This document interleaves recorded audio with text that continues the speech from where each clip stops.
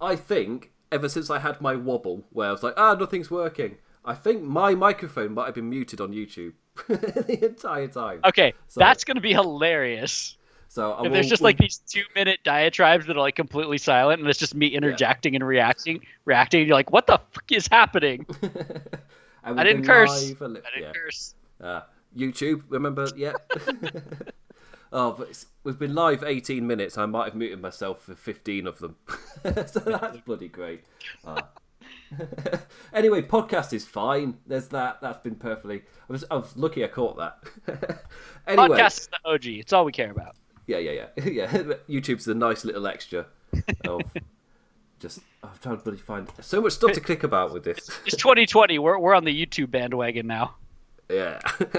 But yeah, so that Eric Rowe thing was absolutely amazing, and I am horrified in the best way to see what they do next with it. If they could just like pick a character for Rowan, that would be great. They found one. That's the best bit. Last year. He got over. Oh, he's in the Wyatt family. Oh no, now he's with Daniel Bryan and he's this, genius, world-traveled vintner. Oh, now he's an axe brother with his buddy Luke Harper. Oh, now he's this weird creepy guy with an animal in a cage. What's he going to be next month? It's going to be quite interesting to see what he slowly becomes. Does he... I was thinking, does he come out like the Night King in Game of Thrones, atop the spider? Just... Oh my God. That would be amazing. I don't care if it looks crappy. That would be amazing. Well, when I say will he, we all know the most likely scenario is an augmented reality spider. Like, we're not getting animatronic.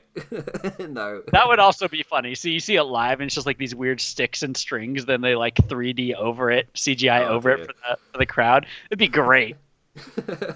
Not in the best way possible. Look, you're going to be campy. Yeah, like if everyone's going to be getting all together to catch the coronavirus, why not just go full camp? What's the doing it? So I went to NXT TakeOver Portland, which was awesome. My first wrestling show live ever. And like 2 days later, I got the flu. So, Yep, there we go. That's my punishment for going to an arena with 10,000 people. Coincidentally, around the exact same time, I caught an illness. I think it was like the next weekend. I went to my friend's, and he's got a 2-year-old daughter. And of course, like the news about Corona was like properly getting a bit more serious around then. and obviously, like it was like, oh, you've not bumped into anyone with the virus, have you? It's like, my friend's got a 2-year-old. It doesn't take a genius to figure out where I actually got this from. So yes, it was lovely getting the flu and the illness right around the time where people were starting to get a little bit, and they're not informed that well yet. Right, when you're not informed, but you know it's bad, and you're like, oh my God, I think I'm sick too. It was like the worst time. It was like, I knew where I'd got it from, but of course the way that people look at you when it's in the news, it's just like keeping their distance, just the type of thing. It's like, oh, you've not got it, have you? When there's been 0 confirmed cases in the area. There still haven't been, luckily for me. Like, there's been nothing in Nottingham. Right next door in Derby, there's been 1. So that's the closest I've got. I mean, Birmingham, anyone who's played Plague Inc. knows you can't infect the islands. It's like the UK, Madagascar, Greenland, like those are the ones that are going to ruin your game because you can never infect the islands. I mean, we're infected, it's happening. Let's do it. Really slowly, which we could take it a bit of a sense of pride whilst we watch what happens with America and the incompetence. This always happens with me and Burn. Like, especially on our older shows, we'd always get into these kind of conversations. Which have nothing to do with wrestling. It's just your PM is just pretend incompetent. Ours is actually incompetent. Oh yeah, yeah. Well, ours is equally as dangerous because he's pretending to be incompetent. Like, he can't trust what he's saying. He's definitely more dangerous. Yeah, as in because he knows what he's doing. Well, like I've talked about when I've talked about American politics, the comparison I've made is it's like if you got rid of Trump and then Pence would get in power. That's like getting rid of King Joffrey and then Ramsay gets in. It's like, oh, wait, we got in the actual evil person that knows what he's doing. Oh no, that's even worse. Ramsay from Game of Thrones. Oh no, he's so scary. He does Ramsay Pence being in charge of coronavirus stuff when he allowed an outbreak of HIV in Indiana and is generally fucking incompetent and stupid. Just, of course, that's just how our government works now. So. And if you're one of the many LOP readers who supports the Trump side, we're glad to have pissed you off. So it happens.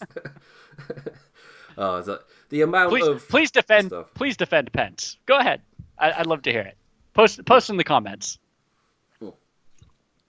Sorry, I've got a plate. What I literally just did there whilst Burn was talking, I have a plate of chips in front of me that are getting very, very, very, very cold. But and by chips he means fries. Oh yeah, I'm English, so I mean fries. But my brother kindly poured some salt on them just to make them a bit nicer. And I thought I'd just dab some salt onto my finger and then eat it. Then I suddenly remembered how else I was eating it. Oh wait, no, that's salt. Oh, why have I done that? That's horrible. Wow. Hence the tangent away from our tangent, which is really the best way to get back to what we were talking about. What are we talking about? So, I mean, you kind of brought up Takeover Portland and how you were there. So being there live, how did you enjoy the show? It was fun. The most jarring part is not having commentary when you're watching wrestling. All you're hearing is like the ref slamming the mat and the wrestlers hitting each other and the crowd yelling. I had someone that was literally right beside me just like taunting people constantly and talking, and it was hilarious. Sam Roberts, every time they cut to him and every time he talked, it was the loudest boos of the night. Nobody got louder boos. It was phenomenal. It was hilarious. That guy is useless. But yeah, it's just jarring to not hear any commentary and just be focused on the wrestling. It was super fun. I'm here. Oh, I think I lost internet. That was my end. One of us. Hey, apparently are we still connected to YouTube? Yes, we are. Oh, thank God for that. Yeah. I just realised I had my on my Ethernet connection. It was giving like the symbols. Like, oh no, not again. That's probably the EU cutting you guys off. So I have no idea when I went, or if it was like for just a second. So I was just saying that the most jarring part is no commentary. Just being focused on the matches is super interesting, super fun. Card was amazing. You know, when NXT comes back to Portland in 10 years, I will totally go again. Not really interested in seeing Raw or SmackDown, just because, 2 hours of terrible promos and 2 good matches and 4 bad 3-minute matches isn't super appealing. But man, TakeOver was great. Like watching it. And I would probably go see an AEW show if it came to Portland or maybe even Seattle. I would do that. I think they are. They're going thereabouts. They're going all over the place. They're going there sometime, somewhere. Because they do like a full-on proper promo list of like no on WWE where it just comes across the bottom, but they continue plugging the storyline. In AEW, when it comes onto the screen, they'll vocally plug it. I was just trying to remember, where did they plug? So I remember New York. I remember Salt Lake. Oh, they must have said something. But yeah. Where was Revolution? I wasn't actually paying attention. Chicago. Ah, right. Which for some reason Hangman Page is super popular in? Is he from Chicago? Oh no, he's just super popular. As in, super popular. Yeah, he's just super. That's the reaction he gets every week on Dynamite. So, like, because his are we going to talk about? Are we going to talk about them now? Because when I started watching when AEW started, and they had like Double or Nothing and whatnot, and I saw Page and I knew the name and it sounded cool and I'd kind of heard of him and he was coming off as a big deal and he's challenging Jericho and he seemed so fucking boring, so generic, like just nothing to him. He wasn't interesting. And I don't watch AEW week to week. I just kind of follow along reviews and commentary and whatnot. But I watched Revolution. Yeah, just a totally different person, different character, actually interesting. Crowd is crazy behind him. Super fun. And then I saw the highlights from Dynamite and read about it. And yeah, that dude's on fire all of a sudden. Yeah, so the best thing about it is I guess all of a sudden it's actually quite a good thing for me to bounce off there. The best thing about it is it isn't all of a sudden. Ever since, Full Gear, that's it. Ever since Full Gear, they've been, for the last, I guess that's November, December, January, 3 months. Yes, I had to do that. Wow. For the last 3 months, it's been like a really slow build, like continuously building to where we're at now. And you saw it in the promo packages. Like everything that happened there slowly unraveled over 3 months until you get to the point where we are now. It's just like, oh, and the cowboy shit chant like caught on week 1, like as soon as it was said. Like it really worked. The drinking the alcohol thing, I think just 1 week the crowd were doing it and they went with it like full on. Like that's for me the major difference between AEW and WWE, where with AEW are really really willing to just go with what the fans do and to interact with the fans and to openly when I say openly listen to the criticism. For me, that's been shown in 2020, like the way they've made little changes and a lot of things have been addressed. Like it's really weird to see that level of engagement compared to WWE, where they kind of crap on the fans. Oh, this week as well. This week they showed reviews from like the wrestling media for Revolution. Like they flashed up like the tagline. They flashed that up on the screen and it put the name of them, like Wade Keller, Brian Alvarez, Dave Meltzer. Huh. As in, they embraced the wrestling world. What a novel idea! Instead of crapping on it and acting like you're greater than thou. It's like, would they post those same reviews if they were negative though? Nope. That's your real test. It's real easy to embrace the reviews when they're positive. Which was brought up by Voices of Wrestling, the network, and Tony Khan responded to their tweet saying exactly what you just said there, and he was like, "Well, all the greater incentive to keep putting on great shows then," because coward response. Because Voice of Wrestling was talking more about when, like, after every single like pay-per-view, Tony Khan has come out and they do like the presser for the wrestling media where they're all there asking questions, and Voice of Wrestling making the point of like these interactions are all well and good and seemingly really great interactions whilst people are really positive about the shows. I can't wait until AEW have their first fluff. Like the first pay-per-view, which from start to end just doesn't work. Or they have like a major booking thing that nobody likes. I assume because the people who are in charge are also the top people in the company, they'll handle it well. You know, if they're going to know they had a bad show, and they'll be able to, I think, turn that into, new storylines. I assume because they are very sharp, These are all like 25, 30, 35-year-olds in their physical and mental prime, super passionate about the business. I think they'll realize when they put on a crappy show and be able to turn it. But, that is the true test, right? Like I was just saying, it's easy to embrace the media when they're being nice to you because you're doing well, but are you going to do the same thing when they're negative? We'll find out. We'll find, like New Japan, they do. They go out no matter what happened. But that's a different culture in Japan. In America... Yeah. We're in the world where ECW existed and UF'd up and all of that. It's just like directly criticising the performers. It's like it's a completely different environment. So I'm really, I'm with everybody else. I'm quite interested to see how they handle it when they do a bad. I mean, they've done a bad on shows before. Like the women's division is actively criticised rightly. The Dark Order, like the Dark Order, like Hangman Page, like at All In or All Out, whichever one it was. That wasn't like particularly great. However, they've spent months rehabbing it, like slowly over the course of time, putting in little things, seeing what clicks and adjusting to that. And I've done it over the course of months, which is the best thing about their schedule for AEW. They can spend those months trying to see what clicks, so by the time you hit the pay-per-view, you've like slowly over the course of time put it all together. And it feels all grand, and it's all built to this one single direction. You don't get what we got with WWE. We've got a pay-per-view this Sunday, and no Fs to give. It's like all kind of tunneled towards that one thing, like months down the line as well. It's like so focused in telling its stories as well. And it makes the stories feel long-term as well, just because the way that they're doing it. So my one other question / concern is, since we're talking about Hangman Page and his kind of rehab and how they've tweaked his direction, but it's also Hangman Page. It was like one of their big guys. He's in the elite.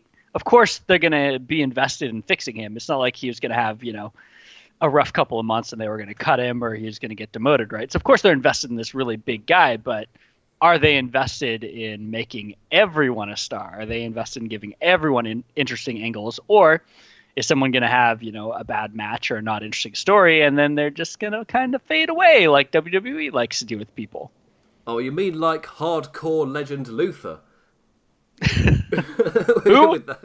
Oh, do you know? Did you follow any of the Nightmare Collective story that they were doing? I only know that it existed and then it didn't exist because someone finally put a veto on that.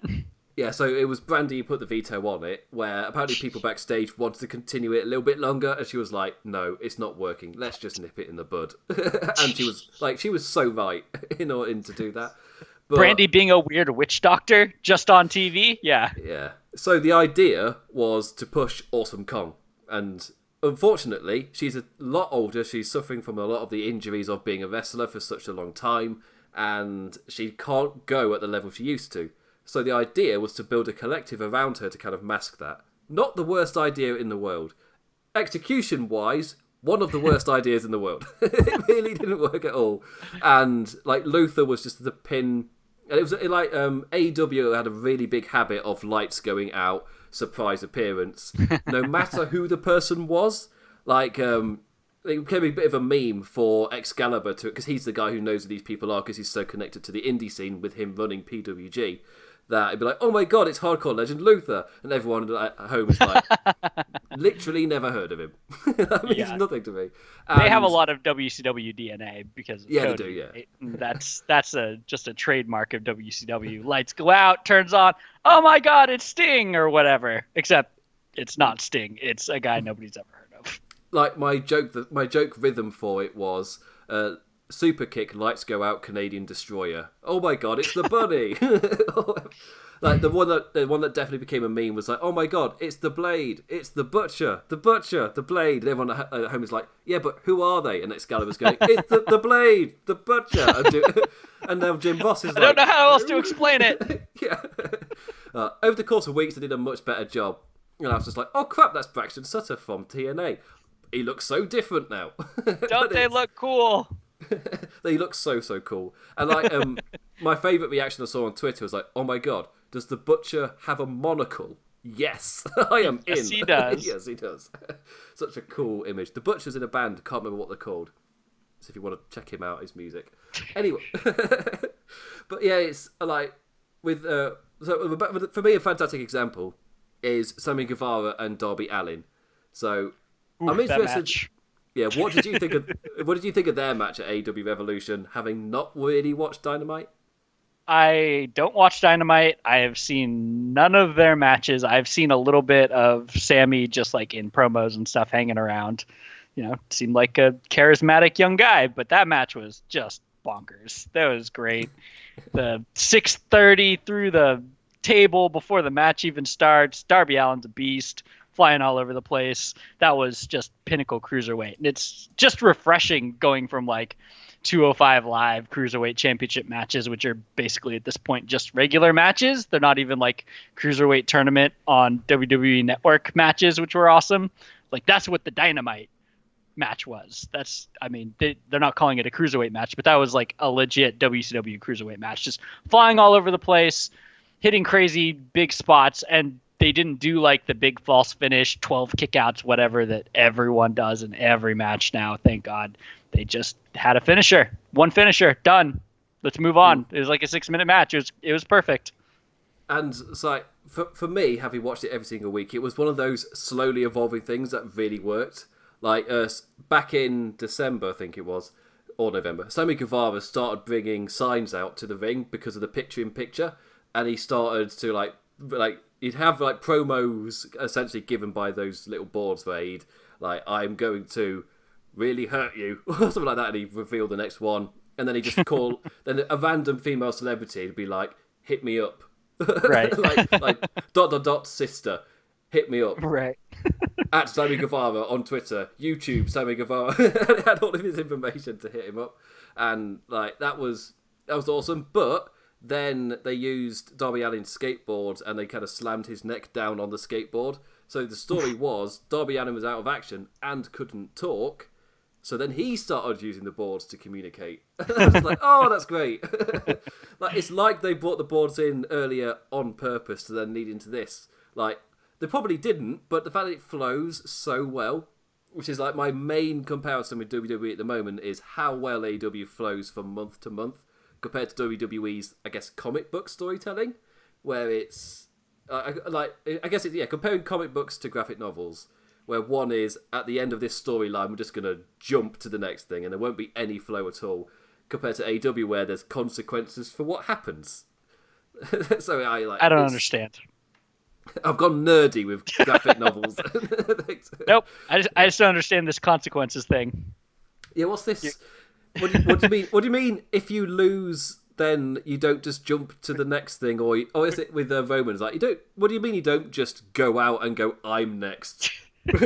Charlotte. Well, that's the Charlotte effect. Like she loses a match. I'm Charlotte Flair. I now challenge for this championship. I too am in this championship match. Last year's WrestleMania main event is it's great for me. For me it's great that it happened, but it's also even better that when you go back and watch it, it is so convoluted and makes so little sense. It's so funny to follow. Yeah, yes, and amazing. And Ronda fucked up the ending, and then she's gone.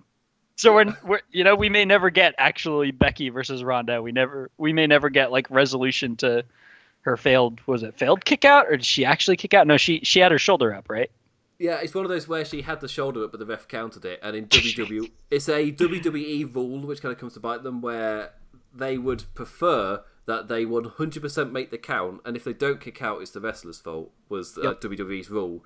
Whilst, like, especially if I watch New Japan, like if you've ever watched a New Japan match, like a Kenny Omega Okada. When you watch the referee, sometimes that third count is so slow because they're not even going to risk it. It's just like 1, 2, he's kicked out. Which is, I guess speaking of Omega. Oh yes, the tag match from AEW Revolution.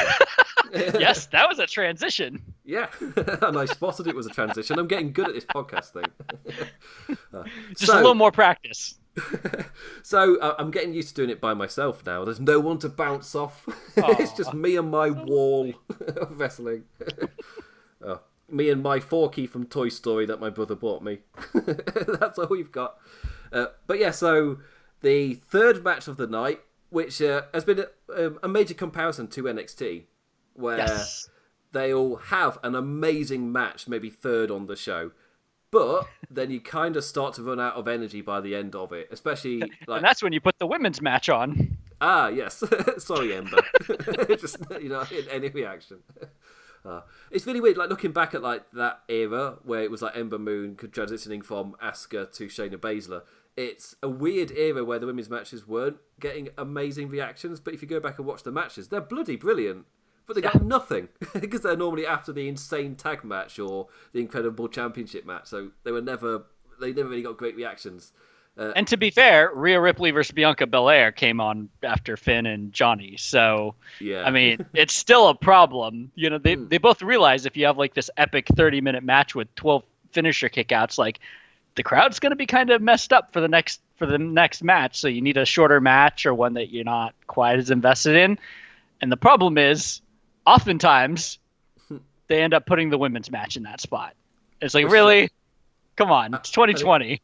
And it turns out AEW is no different. The exact same format popped up at Revolution, where we had an absolutely... Well, for me, I'll see what you think in a second, but for me, it was an absolutely incredible tag team match. I'd call it AEW's best match to this date. Of course, this is the recording. By the next pay-per-view, I'll probably be saying it's one of those matches. But for me, it's really comparable to a match I'd already seen of the Young Bucks versus the Golden Lovers, of Kenny Omega and Kota Ibushi versus the Young Bucks, which is one of my favourite matches I've ever seen, where it's another match where there's tension and they're not really clicking together and they go for hell for leather at each other, give it all they've got in this match, where there's a potential split maybe could happen if this match goes the wrong way and it's constantly dancing the line. This was no different. It was constantly dancing that line. And Hangman Page, like the actual award of the night for Hangman, where I love the idea that with all the different, I guess, dynamics that were at play. So this is what the months of build gives you. It gives you 4 different relationships between all of the people involved. You got Hangman Page, who's looking to like retain his championship and prove to them that like he shouldn't be held down or whatever. He's not just a jobber from Ring of Honor. Yeah, or the phrase that Matt Jackson said. Then you had Matt Jackson, who was pissed at Hangman. He'd had enough. You have Nick Jackson, who's kind of pissed, but he's reining Matt Jackson back in. Like, he's not as pissed as Matt Jackson. So when Hangman spits in Matt Jackson's face, he absolutely loses it, whilst Nick Jackson takes it. He's the one who reins Matt Jackson back in. Kenny Omega, he wants to be friends with both of them. He's caught in the middle, really, where he doesn't want to go mental at the Young Bucks. He only really truly kicks into gear in this match when the Young Bucks have been acting like a couple of dicks for a little while. That's when Kenny Omega goes in. But the immediate turning point was, like, if you didn't know this, there was a point where the Young Bucks did the Golden Lovers finisher on Kenny Omega in this match. Double V trigger, yeah. Yeah. So I think it's called the Kamigoye. So they did that, and that's when Kenny Omega started to go a little bit like, oh, you've crossed the dickhead line here. Whilst Hangman was willing to put them through a table and Kenny Omega stopped them, like early on in the match. And it's like, oh, it's the dynamics at play. And for me, the best thing was they gave it time so you could see all of those like confrontations and all those dynamics. You got to see them all slowly play out. And it worked so damn well. For me, an absolutely amazing championship match, which fulfilled everything that the 3 months had been setting up. And it used those 3 months to kind of flesh out the story in the match as well. Yeah, bloody love the thing. Yeah, it was a great match. It's just another one of those matches where you have like 400 finishers and nobody can pin anyone. And apparently the one-winged angel, if it's not delivered by Kenny Omega, can be kicked out of. And, that's the wrestling rule. It's not your finisher. The double V trigger can be kicked out of, and like all this. There's too many kickouts, but like if that's the only match on the card that does that, it's really exciting and fun. The problem is it's basically never the only match.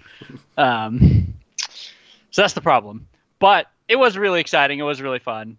I've only seen the Young Bucks wrestle like 5 times. They're great. Omega. Oh, no, we've lost Burn again. He'll be back in a second. Having his midpoint. I'm stalling as he's midpoint. I think I rolled over my headphone jack. Oh, you numpty. Yeah, so Young Bucks, I've only seen like 5 matches of theirs ever, but they're great. Kenny Omega is one of the best wrestlers in the world, so obviously this match was going to be great.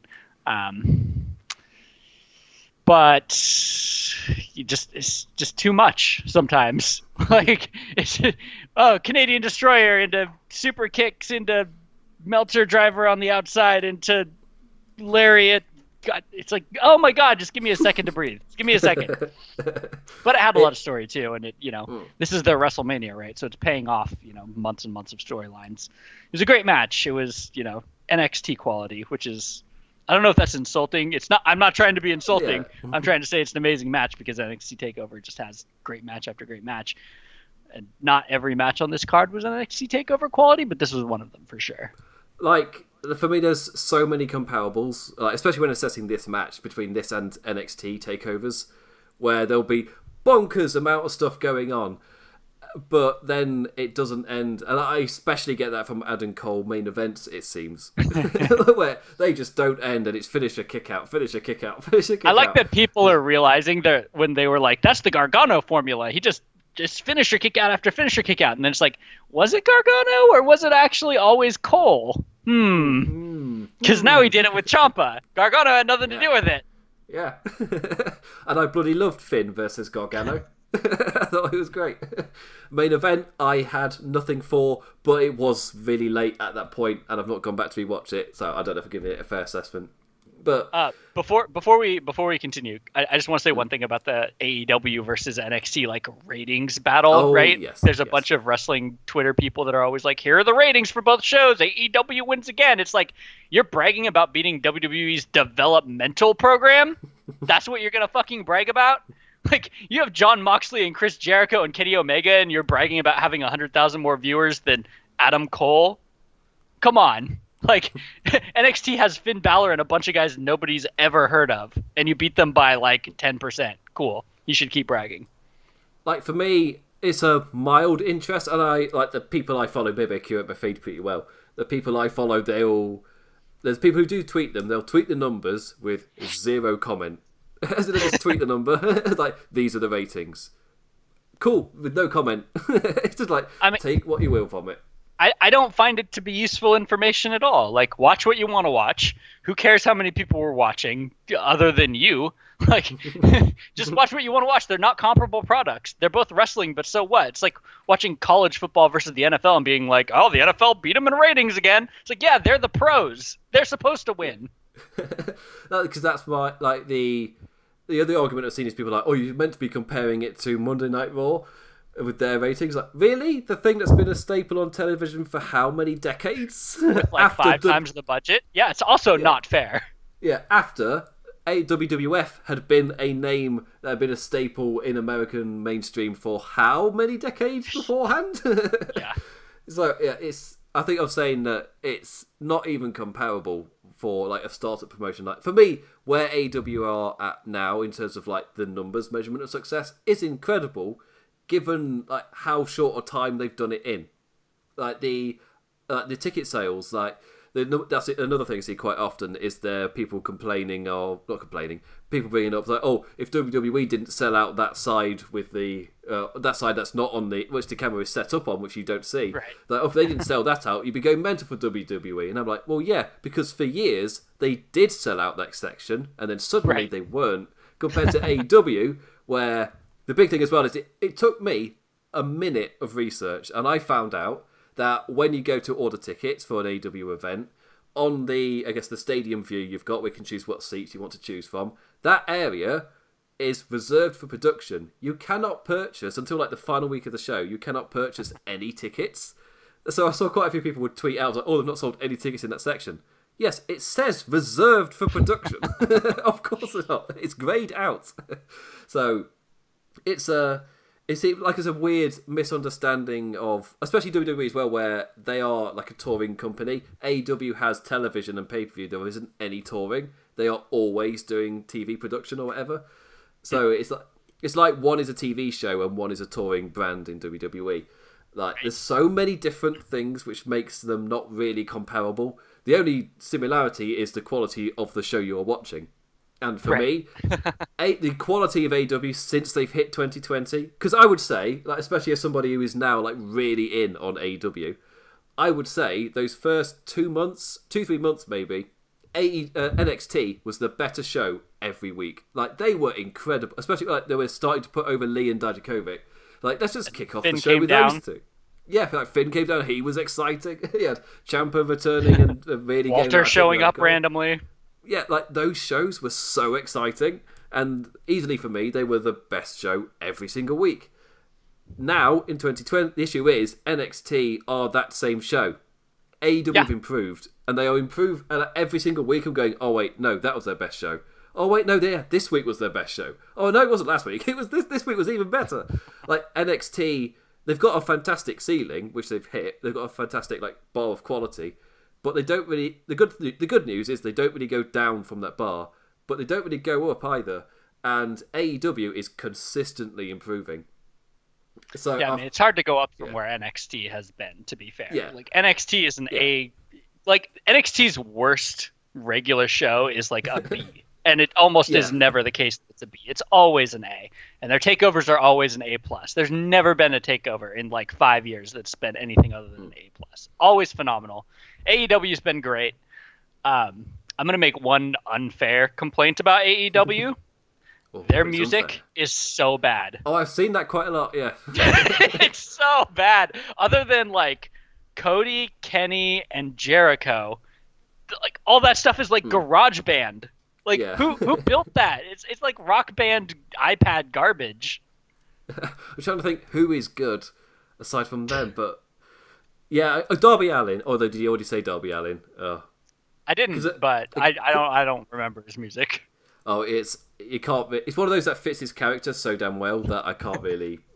But I mean, you compare it to WWE, who just has like a full-time composer or two composers. Oh, I mean, it's not fair, but it matters. Yeah, especially when it adds to the character so much. Like New Japan as well, they absolutely nail most of their themes. Like, it really does add a lot to the characters, which has been, like, for me, even more apparent since CFO $, whatever they're actually called, since they left. The quality of NXT themes has gone right down the crapper. Like, I was generally like when what's his NXT? Is he called Shane Strickland in NXT? Oh, what's his? Definitely not. No, Isaiah Swerve. Yeah, Isaiah Swerve Scott. That's it. Me and my nerdy couldn't remember his NXT name. I was like, what? I knew what it's called on the Indies. So yeah, he had an absolute banger of a theme, and he came out for a match against the big lad who does the splash from the top. He's from No, he's from New Zealand. Oh, I've forgotten his name. Is now on his Titantron it says thick with 2 C's, but I can't remember. God. Can't remember what his name is. I'm not gonna Google NXT thick. No, no. Just pictures of Bailey. Like, no, I have enough Keith Lee in my life. No, there'll be a battle on NXT of who's the real thick daddy. But yes, the quality has definitely gone down. Austin Theory, who should be a big deal in the future, like his music sounds like it's something out of 2K20 when you're making a creator wrestler. Like the themes are just, other than like Keith Lee, there hasn't been a good theme in a year since CFO $ whatever #blessed left. #blessed.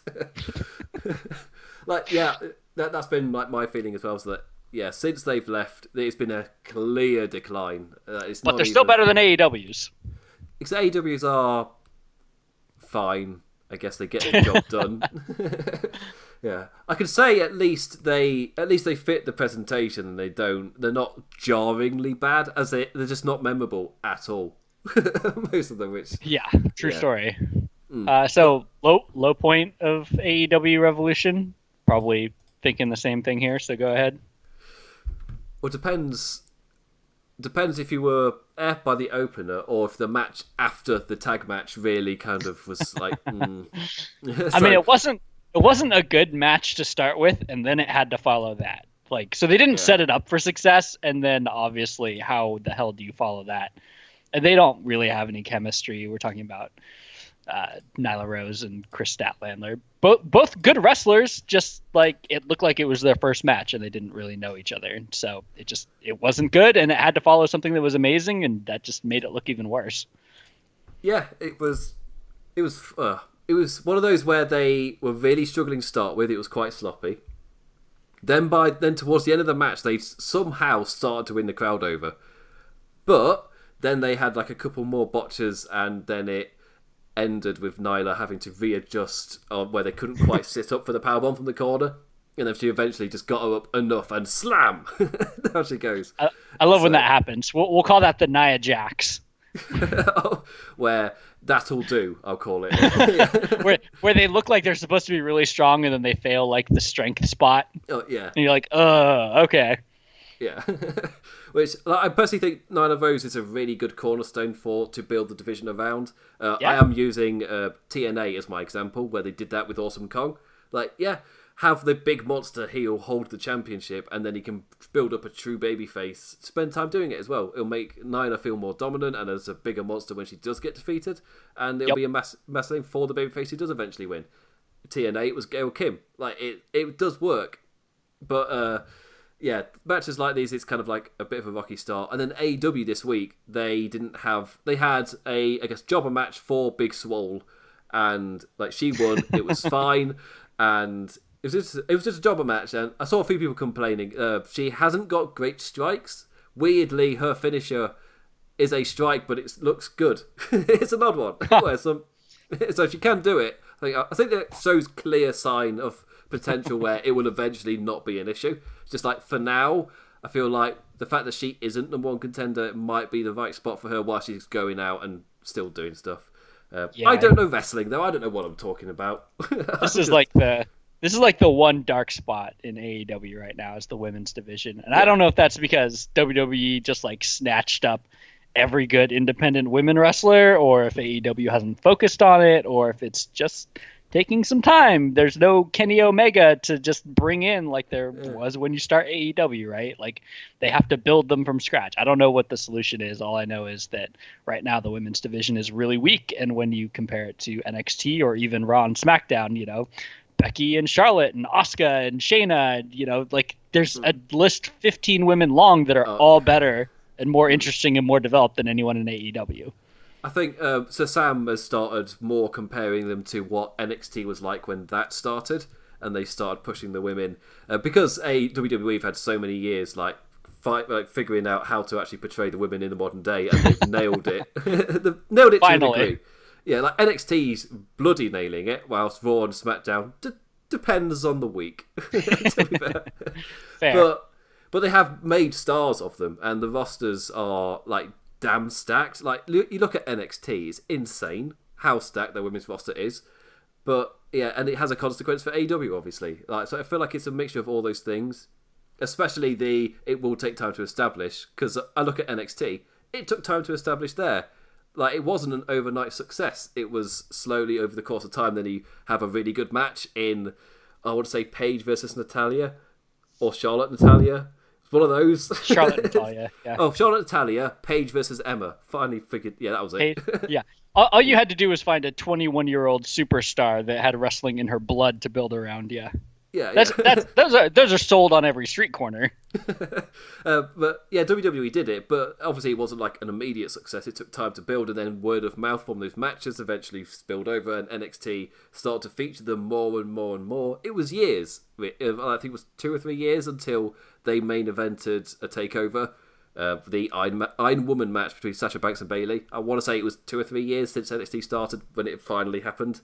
Yeah, I think it was like 2 years. You had like Paige and Emma, and then when they got called up, there was kind of like another lull while the 4 horsewomen kind of built themselves up.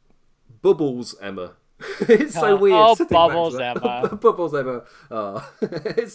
It's crazy to think how over that was in NXT. Then onto the main roster, they put her with Santina Marella, and oh god, immediate death. Just no. It's crazy to me that AEW didn't just hand a sack of money over to Emma. Yeah, she's working on she's doing a lot of work on the indies. I know she does Impact as well. To be fair, the Impact Knockouts division is really strong. I wouldn't be surprised if part of the appeal for the women there is they can become the champion. Intergender wrestling has been really accepted by Impact. That's one of their kind of niche things now, which personally I'm all for, apart from obviously the news that broke the weekend of their crowning. Apart from this one specific one. Yeah. It's like everybody on that roster, like, to be fair, like Tessa Blanchard is incredibly talented. It's just, yeah, what was revealed is very, very difficult to get behind her as the face of the company now, but they're doing it anyway. It's an odd one. Like Jordan Grace, I really rate. Tennille Dashwood, the former Emma, like I don't know how to spell her new name. It's a nightmare when I have to talk about her in a column. It's like, how the hell do you spell Tennille? That means nothing to me. Obviously she's really good. I've already said Jordan Grace. It was Taya Valkyrie. She's also amazing as well. People just assumed she'd be going to WWE with her husband John Morrison, but she didn't. That's probably for the best. Scarlett Bordeaux did. She's over in NXT with Killer Cross. Killer Cross is incredible. He's one of those guys where you know what, the indies often get crapped on for being like, oh, these spot fest tiny people doing indie shows, whilst like, because I remember people talking about that, and I was just sat here going, the other day I was just watching Keith Lee versus Walter. What are you talking about? these indie guys are massive. They're huge. Slight tangent, but yeah, the women's division in AEW is clearly a weak point, and it's one of those where everybody seems to be in unison about it. That it's one of those where it's going to take time to develop it, and it's not working now. I think it's a main clear thing, like especially compared to how well they're nailing so much else on the show. Yeah, it does stick out. Tag division, AEW World Championship, both those are phenomenal, and they're trying with the women. Yeah. It's Statlander has a ton of potential, Nyla Rose has a ton of potential. They have some of the Japanese wrestlers that are really good and really interesting. It's just a little harder for them to connect to the crowd, but didn't stop Asuka. So yeah. Right, and I guess we could use this as a bit of a transition. I don't know if I'm forgetting a match, but I'm just going to move on to this next one, the contentious one, where some people absolutely love it and some people just don't get it, and others think, oh, it's fine. Orange Cassidy. Oh, not MJF versus Cody? Oh, bloody hell, I knew I'd forgotten one. We can talk about that after this one. I thought the intro was for that one, so... No. We can talk about that one after, because that's had like a massive story building into it. But yes, Orange Cassidy. I wouldn't call him Marmite because there's multiple views on the lad. But I'm interested to see what Burn makes of Orange Cassidy, especially as he wouldn't have seen him slowly getting more and more over to an incredible degree on AEW Dynamite. Like after Hangman Page, after Darby Allin, I would say that Orange Cassidy is their next biggest. He's the guy who gets the biggest reactions every single week in terms of somebody new. So first of all, rude, John Moxley. Somebody new that the crowd don't know, but I mean that everyone he's got the he's got the Moxley vibe about him. Everybody knows who he is for his past work. But yeah, so Paige is relatively new to the main audience. So is Darby Allin, and Orange Cassidy is in that list as well. Like the reactions, you heard the pop when you watched Revolution when he came out. They were going crazy for him. I know one thing that kind of helped with the kind of pushing of it was I forgot his bloody name, Chris. Is it Chris D'Elia? Oh. The guy from Whitney. What's his bloody name? Is an actor. You're just saying words. Are you having a stroke? Should we call someone for you? Chris D'Elia. It's got an apostrophe. He's a stand-up comedian, does acting as well. He was in the comedy, I think it's called Whitney. And it's one I watched called Undateable, which I bloody loved. NBC never cared for Undateable. They gave it an immediate pity move to Friday nights, immediately. He got fireflied. Yeah, he got fireflied, but it was a sitcom with Ron Funches, so it was one of my favourite sitcoms. That anyway, a massive tangent there. Anyway, he tweeted about Orange Cassidy after an AEW show. It's like, I have no idea what this guy is, but he's now my favourite thing. And it got obviously thousands of tweets because he's a TV actor and whatnot. That kind of helped push the popularity of Orange Cassidy a little bit, and he's been mega over. And his match with Pac, the way I was kind of talking about it in the Aftershock show was, he's figured out how to get the loudest reaction for the least amount of bumps and actual wrestling. It's his literal character. Yeah, he has figured wrestling out. That is the dream. Do nothing and get the biggest reaction. All he has to do is put his hands in his pockets and fall on his back maybe once, and the crowd are going mental. Even if he just does a move, it's the greatest thing ever. It's incredible to watch. So I obviously have a little bit of a different view because I was a big fan of Orange Cassidy before AEW. Highly recommend you check out his WrestleMania weekend show from last year called Orange Cassidy's Show or whatever. It's one of those which might be a bit more interesting to go back and watch now that he's had this big surge in popularity. Yes, it's like a big actor who breaks out with a Marvel movie or whatever, and then you go and watch their 6 indie movies, and you're like, oh, they were good before that. Yeah, so he's doing the same thing on the indies, but indie crowd is a lot like NXT, where you don't really know how it would do on the mainstream because it might be people might just go, oh, this is a bit silly. But he was getting a lot of traction on the indies. He was really really popular. The shirt that he had, that became really famous on the indie scene, where his shirt was a picture of him wearing his shirt. Oh my god, it's genius. and it's no effort. The other one I saw was it's look at my new shirt, and it was the Windows folder link of C documents. New images. It just went along like that, and that was his t-shirt design. Meme-tastic. Yeah, Orange Cassidy's fantastic meme. But what was your reaction to Orange Cassidy at Revolution? So, like you said, and like I've said a couple times, I don't watch the weekly show, so I don't know his evolution. I've seen a couple little GIFs and clips of him with the bunny and doing Statlander, doing weird nose boops and oh, I'm gonna stop your hands. Oh, I'm stopping your hands. And I'm like, this is funny. It's cool. It's a nice change of pace from everything else. And then I had heard that he was secretly a very good wrestler. And the whole thing with him not wrestling is actually part of the appeal because he can go. And we all know Pac can go. He's one of the best wrestlers in the world. So I didn't know what to expect exactly from the match. And what we got was Orange Cassidy basically not wrestling most of the time. Yeah. But the things he can do while not wrestling are better than most of the things most people can do while trying to wrestle, which is, again, part of the amazing appeal of the guy.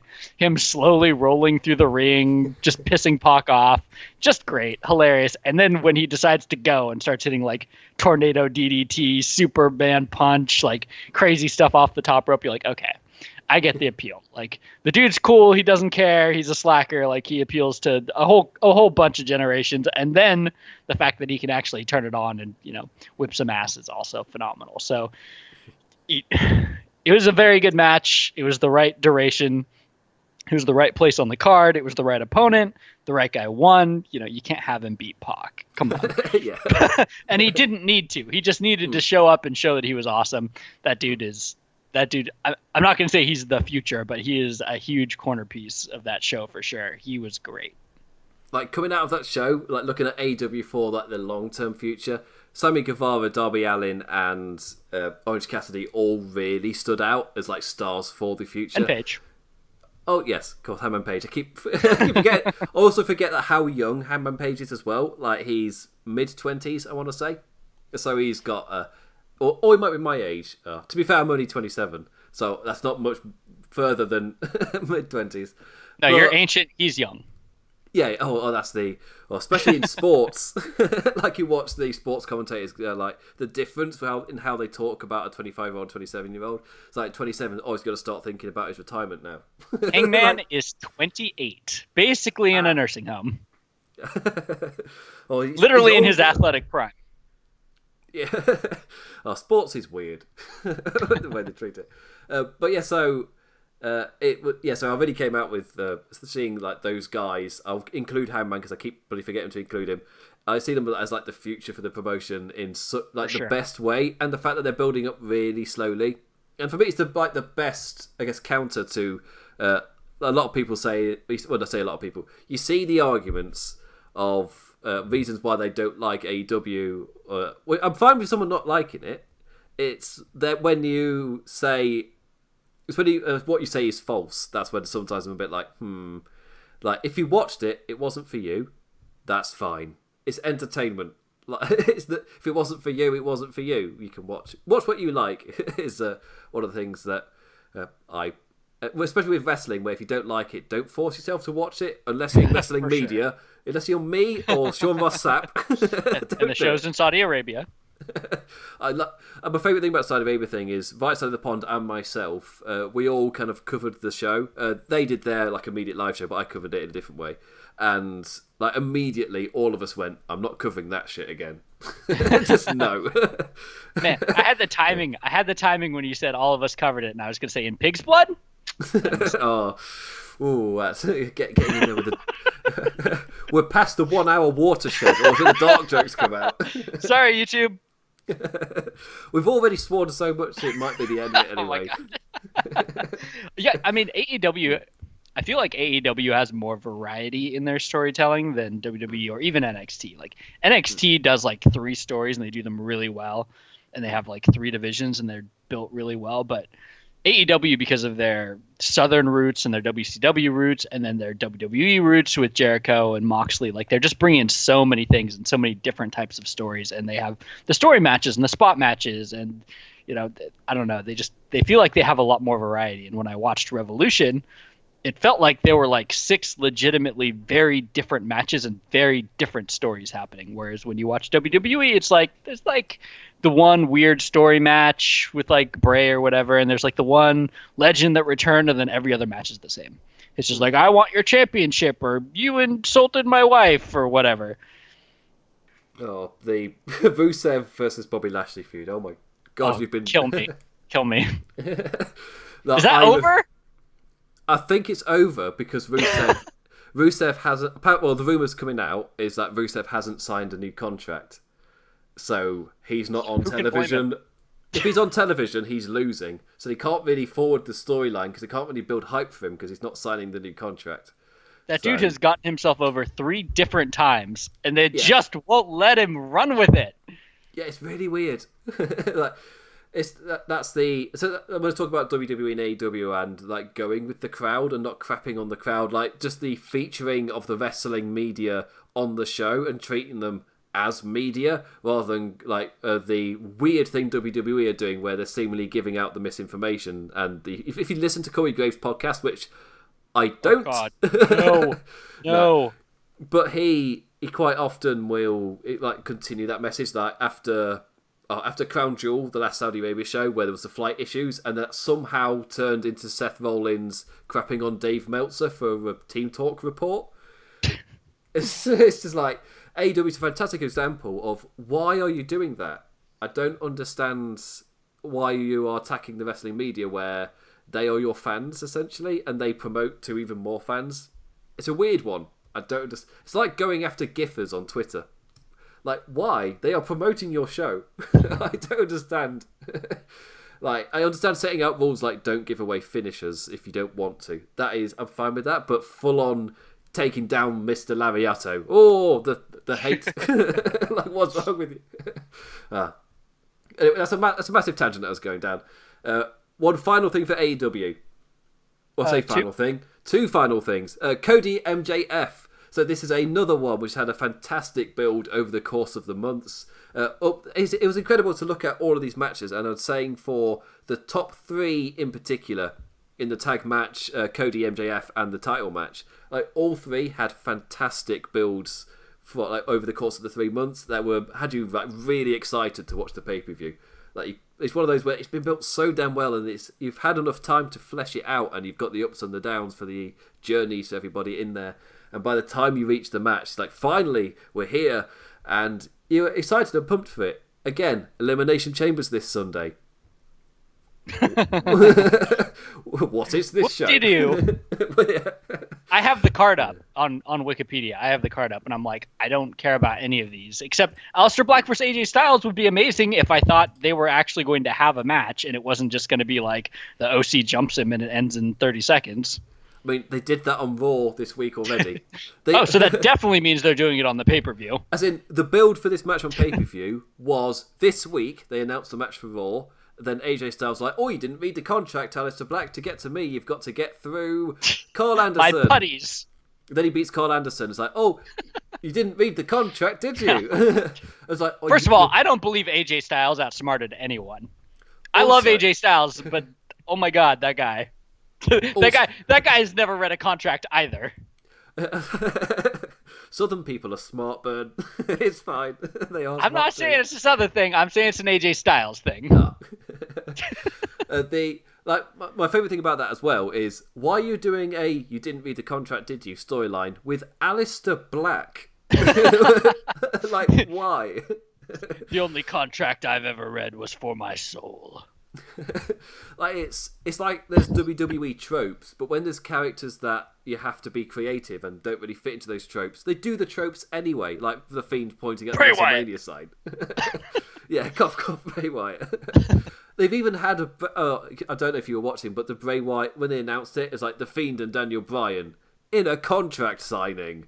Yeah, and I was just like, oh, like they can't avoid the tropes even. And the thing is, if that was just Bray, if they were like Bray and Daniel Bryan, it's like, okay, that's funny because we understand that there's this dynamic between Bray and the Fiend, and Bray is like the Mr. Rogers come out and do the normal wrestling goofy stuff, and the Fiend is like the weird one that shouldn't be following any tropes whatsoever. You can't do that stuff with the Fiend. Yeah. Let Bray Wyatt do that. And my favourite thing was in the way they made it creepy was he stabbed his hand with the pen and then signed it in his own blood.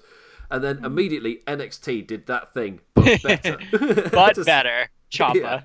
Yeah. Same idea, showed you how to do it. So back to AEW, and speaking of blood. Yes, MJF versus Cody. Up on Twitter during the match, there were people taking bets for how quickly would Cody blade.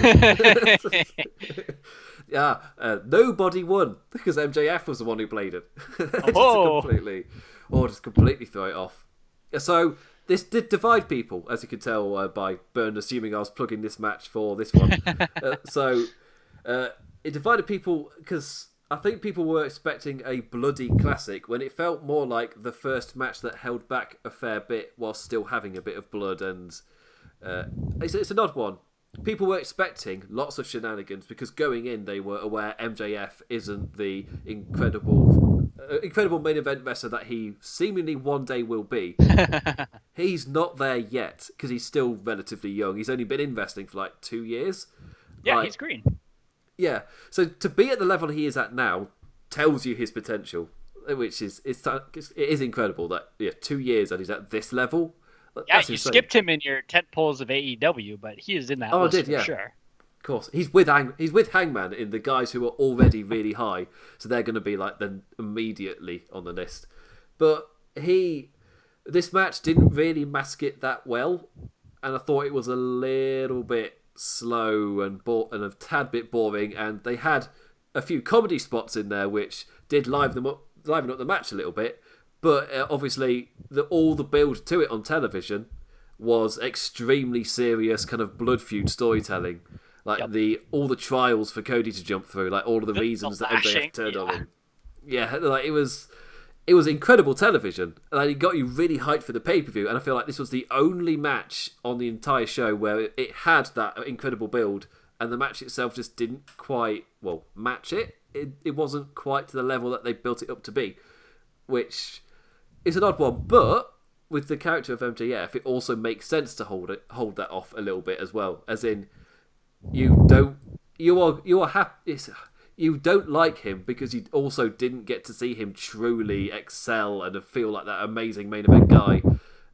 It worked in that essence, but it's not like, I guess I'll compare Ric Flair, but Ric Flair in his heyday, he bloody managed that being an absolute dick kind of thing of being the champion, but he was at that level in terms of wrestling as well. Whilst MJF has got absolutely everything apart from the ability to go for that amazing match. Which, to be fair, the guys in the ring with in Cody Rhodes, he had the exact same thing in WWE, where it was years until he reached that level, and it wasn't until he left WWE where you really saw how much he had improved. Because, of course, he was kind of held back by crappy gimmicks, constantly changed at an incredible rate. Dashing Cody Rhodes was phenomenal. Excuse me. To be fair, dashing Cody Rhodes, amazing. Undashing Cody Rhodes, amazing. Yeah, Mask Cody was like my favorite Cody. His feud with Rey Mysterio was so good. We had the two guys coming out with the paper bags to over the crowd, people in the crowd. Yes, so good. He got that over, and he got Mustachio as well. Mustache Cody Rhodes, he got over his gimmick. That's the thing with Cody. He kept getting these terrible gimmicks, and he just made magic out of them. That's part of why I have faith in AEW. This match, I talked about AEW having WCW DNA, and this is kind of the negative side of that WCW DNA, where you have old people that should not be involved in the finish of matches being important to the finish of matches. Arn, sorry, you're great, you're a legend, you shouldn't be anywhere near ringside anymore. I'm sorry, you just shouldn't be. I don't understand why Cody needs Arn Anderson. I don't understand why. I wanted to say I don't understand why Cody brings Brandy. I get it. They love each other. She's a big part of the company. At the same time, it invites too much opportunity for these nonsense finishes. And the thing is, like, you can have a dusty finish, you can have chaos, but it can't be with Arn Anderson and Brandy. Like, it's got to be with the Elite. It's got to be with Bullet Club. It's got to be with, the other wrestlers. When it's, Triple H versus Sting and a bunch of geriatrics run out and cause chaos, like, it's memorable, but it's not good. That was the problem with the match. Like, the feud was great, and in the end, you gave MJF the win, and it was an interesting finish, I guess. But, like, there's just so much chaos and people that shouldn't have been involved in the match to start with that it detracted from it, honestly. Like, this is a blood feud between these two guys. They hate each other, and then, like, a third of the story is, like, Arn chasing Wardlow around and Brandy getting almost hit, and, it didn't have enough to do with those two. Yeah, a lot of the shenanigans at ringside, I think, really did lead into... Because I was expecting shenanigans, but I don't think I was expecting them to be so kind of vital for the rhythm of the match, where it's kind of constantly intercutting between super serious blood feud in the ring and, whoopsie-doopsie, ringside. It's an odd one, really. Again, it did take away from the match for me. It's in terms of it's one of those where the match itself I thought was fine, and it doesn't help, of course, that the bar for the rest of the show, especially those main matches, was so high that this really did kind of fall below a bit. It's one of those where once Dynamite was airing, it works. Like everything that had happened worked. It's that for me. That is like in terms of measuring them up to WWE in terms of like pros and cons. In terms of a major pro, after the pay-per-view, it flowed incredibly well. And the direction they've gone in is fantastic. I don't know if you've seen anything from Dynamite last night, but Cody going out there to talk about losing to MJF, and Jake the Snake Roberts comes out, and I saw a amazing. clip of Jake the Snake, yeah. I mean, his promo was incredible. It was so damn good. Like the final line of someone told me, gave some great. Someone always told me that if you don't respect somebody, you turn your cold shoulder and you walk away. And then he just turned his back, chucked the microphone over his head, and walked out the ring. I was like, oh, that's fantastic. Yeah, I do appreciate, and there's some more of that WCW DNA or that old school DNA. You know, you have Diamond Dallas Page and Arn Anderson working backstage. I mean, just the knowledge that these guys have. And you don't put them in charge of the product, but you listen to their ideas. It's exactly how you use them, and that's exactly how they're being used. And Dean Malenko, even more WCW names backstage at the show. Yeah, it's for me in terms of like flowing past the pay-per-view. Like even if the match is fine, like it's not incredible, what is it like on Dynamite with the consequences of what happens? Consequences? Oh my god! And the thing is, like, the rest of the feud was great, right? Like the cage match with Cody and Wardlow was great. The lashings with MJF was great. The stipulation about Cody not getting a championship was great. The fact that this match was just okay, like it sucks that it's not like the peak best match ever and like a great way to end the feud, but you know, it wasn't trash. It doesn't detract from the overall feud. If you look at it over the 3-month span that it ran, it's really good. The story is really good. It just didn't end on a super high note. It's like a really good show that has a mediocre ending as opposed to being phenomenal. And now we get to the main event of AEW Revolution. Chris Jericho of the Inner Circle with his 180-something day reign defending against Jon Moxley. Les Champions! Both guys with the pay-per-view entrance. For Jon Moxley, that means you see him walk into the stadium. Which is just like, it's the same entrance, just with he walks through the door of the stadium rather than the entrance of the arena. Man, I don't know what arena they were in, but the fact that he could walk from completely outside to the center of the arena in like 30 seconds was really impressive. Like, that's some phenomenal design, guys. And the other thing as well was Chris Jericho's entrance, which I can't tell you how many times I've rewatched this. Glorious. It was like her. Like NXT did it. Oh, with Bobby Roode. Bobby Roode. But yeah, her rendition of I forgot it was Judas was like, it was fantastic. It was, I hadn't seen her video on Twitter. Like the reaction on Twitter was, "Oh my god, it's her!" She put out the video with her doing her version of it, and next thing we know, she's on the stage. Chris Jericho's invited her to do her entrance, and it felt like it was doing the theme, but it built up to the actual theme playing incredibly well, and it kind of set that vibe for the crowd to sing along as well once the main theme kicked in, and it was like such a unique atmosphere. Obviously, it helped that. Oh, one thing we didn't talk about Cody MJF was Cody's entrance with Downstate playing live. And everyone saying how terrible they were, yeah. Yeah. I like Cody coming up from the ground. That's always a cool entrance. And, you know, his entrance with Brandy is always cute, and I appreciate that. But, yeah, they were terrible. Like, everyone who plays live in NXT is phenomenal. Every one of those performances is great. That was not so great. And that's, like, the second or third time Cody's had, like, one of these weird entrances that's, like, like him breaking the throne with the sledgehammer. It's, like, ghetto Triple H.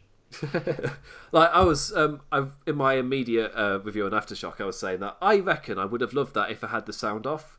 Because it looked amazing. They've got like with the pyro going off, and then the entire Nightmare family's there. SummerSlam star Stephen Amell is there as well to say hello. Just like, it kind of made me laugh a little bit. Like, why did they jump Puck? Oh, just the continuity needs to be there for the Green Arrow. But it made me laugh that he was there, but he literally just came out, shook Cody's hand, is like, "Oh, hey guys," and the crowd were just like, wow. "Yay, Cody!" And Steve was like, "Hey guys, hey Cody, you too."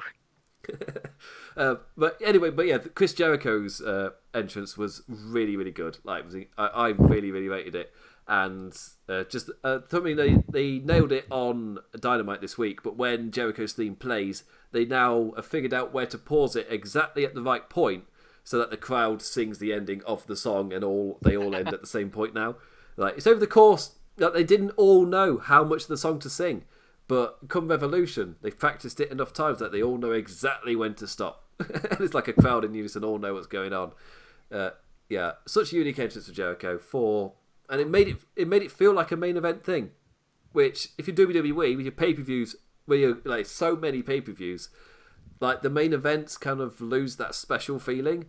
And with the way AEW is structured, with them having like only 4 every single year, you've got the time to build it up, and then on the show itself, you can have every main event have that WrestleMania entrance.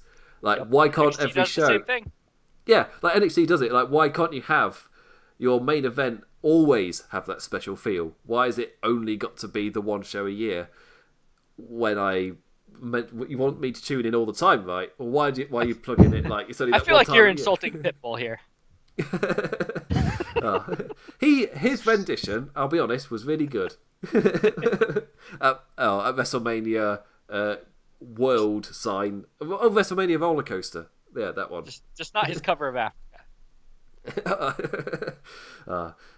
Green Light is a legendary WrestleMania song already. It will go down in history with Limp Bizkit. Limp Bizkit and sexy saxophone.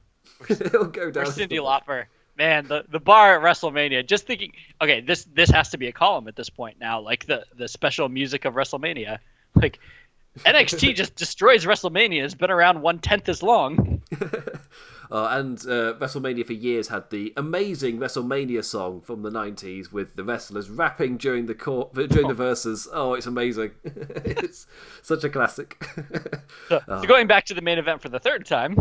Yes, I felt. What did you make of the match, Burn? I appreciated it. I mean, first of all, I've been a Jon Moxley fan forever. Love that guy. Has been my favorite wrestler basically since he joined WWE, since he joined FCW. Love the guy. Phenomenal. So happy to see him win another championship. You know, his run on SmackDown was like the highlight of SmackDown for 5 years until Becky got the belt. So him becoming AEW champ makes so much sense. The match was very good. It's not the best match on the card. You know, Chris Jericho is still really good. He's a Hall of Famer. He's one of the greatest of all time. He's also like 50 or whatever, so he's not quite peak Chris Jericho anymore, and that holds the match back a little bit, but the dude can tell a story. The dude has the best character in all of wrestling, maybe. So the match was very good, and the thing I appreciated most was after watching, NXT TakeOver and watching Omega and Page versus the Young Bucks, we didn't have 400 finishers. Yeah, so it the match felt like a very classic match, right? Where, it told a story that the brawl on the outside, they had, the eye patch revealed, we had the interference, and then we had the, whatever he's calling dirty deeds now, paradigm shift, right? That's it. Hits paradigm shift, kind of sloppily, and then he hits a second one, hits it clean, and wins the match. Thank you. That's an ABCDE story. It just flowed. It didn't need 400 finisher kickouts. Thank God. And in terms of like the, I guess, immediate aftermath and aftermath on Dynamite as well, Chris Jericho on Dynamite was fantastic. Just saying that he was calling Moxley a cheater. It was just saying that I was training for months to face a man with one eye, and you can see how both. Jericho is such a pro. He knows how to train for a man with one eye. Yeah. It's like, he is so good in this role, which is like the reason I lost is because I was training for a man with one eye for months. Oh my God, there was a comment I saw after AEW that was like, somewhere in heaven, Mitch is smiling. I was like, as soon as the match had finished, like, people would just immediately say, like, "Oh, this is so much better than fighting over a plant." You know what? They made magic out of that too. I don't care. And they fought over a plant and the Geratron 5000 and 69 tacks, and a jacket that he replaced. That feud was great. Come on. It was way better than it had any right to be because of who was doing it. Because those two are phenomenal. And it turns out you put them in a championship match at the headline of your WrestleMania of the year, and it's really good. I love Moxley getting the mic at the end and just closing out the year saying, this is pro wrestling. This is what I love, being passionate. And then his music starts playing randomly, and he's like, what the fuck? That was great. So good. Well, with Moxley, it was the interesting thing I found out is apparently he gave that end of show speech with a concussion. So he all he could remember from his speech is, "This belt is for you, the fans," and that was it. And he was like, when he was saying, "I'm making this up as I go," he wasn't kidding. He'd forgotten everything he was meant to say, but he opened AEW with that speech and everything he was meant to say, and it's a really good speech. Like kind of hitting home a little bit stronger that this is professional wrestling. Like, you willed this company into existence. That's why it's for you. It's like, yeah. It was a very good speech. Like, I appreciate the speech he was meant to give was very, very good.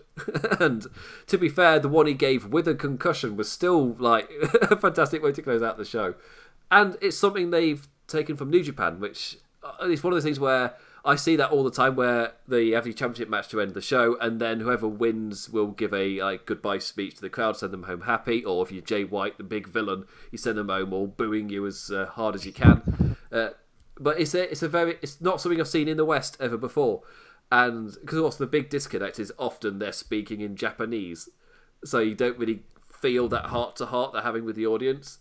But to see that done in an American company, it's like, you can really sense why it's so successful overseas, because there really is that connection. And when AEW engages with their fans so much, which is another thing of their success, where that's come from the Elite guys, where they use social media to really actually engage with their fans and make them feel included with the product or a part of the show. And a much better, because WWE, it feels like it's at arm's length in a little bit. Like, they don't really want to engage. It feels a bit like they look down at the fans at sometimes, but with AEW, it's openly engaging, and I'm drifting from my main point. I mean, it's fair to be fair when you have someone like Peyton Royce who gets blown up on her DMs with creeps. It's fair to be like, I'm going to keep some of these crazy fans at arm's length, but, that's just a female. I mean, obviously, with AEW, I got it when I wrote a column on comparing the women's divisions. But just crowning Nyla Rose as champion, like the amount they had to... Nyla Rose handled it really, really well, but the amount of hate, especially... And I would say that's the most amount of hate I've ever received for a column. It was just complimenting them, for just being like positive. Like, no, she's a really good cornerstone to build around with, and yeah, transphobia is real. And I highly recommend, if you've not before, listening to Nyla Rose on Chris Jericho's podcast, because Chris Jericho is of a certain, political mindset. And 1 hour with Nyla Rose, and he's like a trans ally now. It's just like she's a really interesting listen because of it. But yeah, I feel like that's a good practice for the future of AEW, of like kind of handling like the not very nice side of the fandom. So it was something they'll need to come across at some point. Yeah, why not? Turns out everyone is a person. All right. Yeah. At the end of the day, they're all people. They all have their own struggles. Just like you have your struggle, they have their struggles. Just have some sympathy. Yeah. They're out there performing for you because they love what they do. So just treat them like a person. And that's not talking about trans people. That's talking about everyone on this card, everyone in your life. Like, everyone's life is tough. Everyone has struggles. I should tap into inspirational Burn more often. Just some empathy, people. Come on. Rather than shit talking Burn. Well, we haven't been talking about Raw, and I have my Elimination Chamber tab still up, so we want to go there. I was going to say, for the, final portion of this show, unless I'm bloody forgetting something, which I don't think I am. By the way, Maxwell Jacob Friedman is 23 years old. 23. So he is really, really young. Oh, and TMZ. I'm assuming you've seen TMZ's reporting of wrestler insults child and gives him middle finger, as treating it like as a disgrace kind of headline, whilst every wrestling fan just like, no, he's a bad guy. Like, that parent surely knew what they were getting into. Right. First of all, I'm offended that you think I would have watched TMZ. Oh, I don't watch TMZ. Second of all, yeah, I mean, that's just every wrestler's dream to have that covered like it's a real life event. So yeah. Whoever did that, and I assume it's MJF, did their job. Yeah.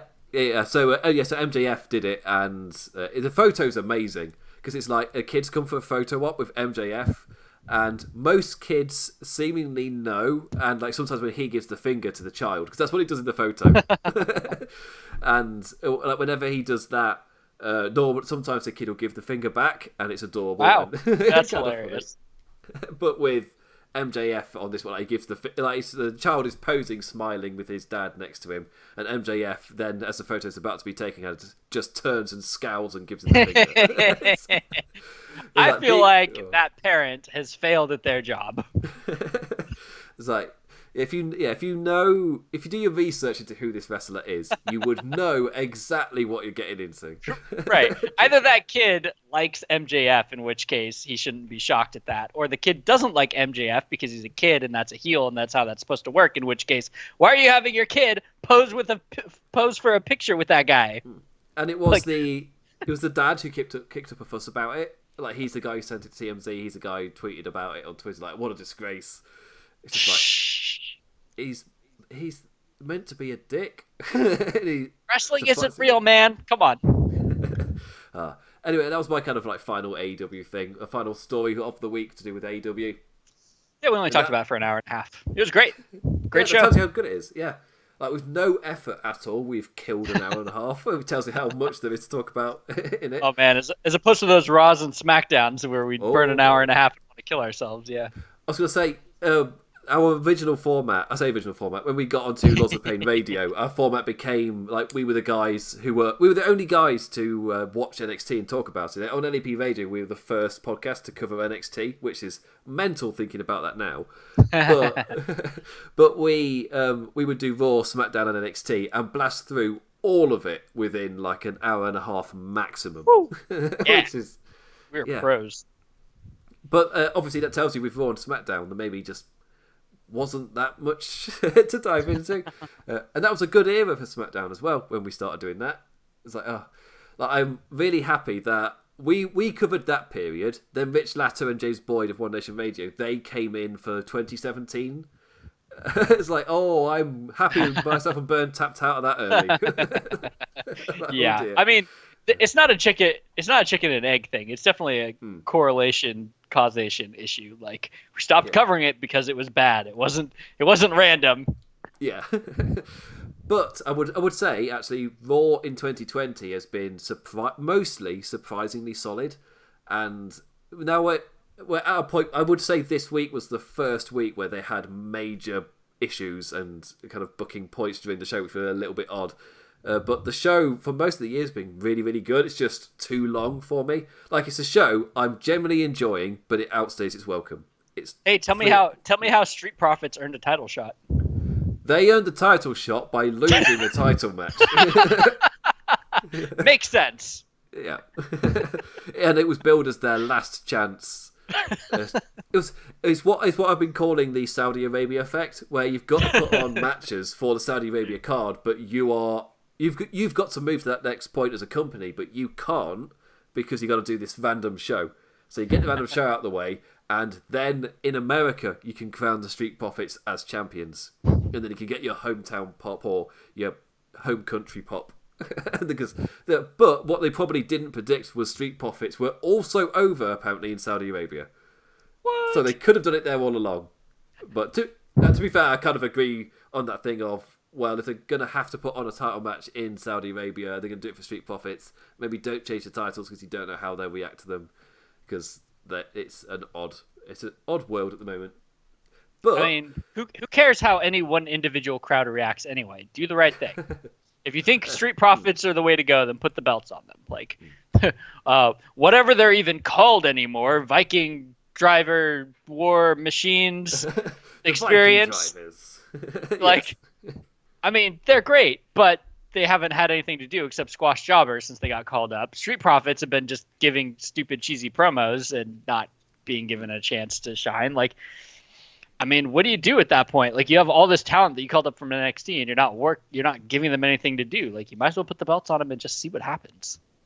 Yeah, and with it did give a really good TV match. So that was a weird thing about Raw. It had so much absolute bottom tier bad mixed in with two amazing tag matches, because the Lucha tag later on with Rey Mysterio, Humberto Carrillo, Andrade, and Angel Garza was fantastic. And Angel Garza, that match was good. No way. Listening, and it was also in what I would call the death spot, where I am starting to get tired of the show by this point. It's the final match before the main event. Like, normally at that point, I am winding through. I'm kind of like skipping forward. I'm starting to lose interest. I'm done with the show. Even if I've enjoyed it, it's just because it's too long. For me, some people are fine with it. But that match was amazing. It was so damn good.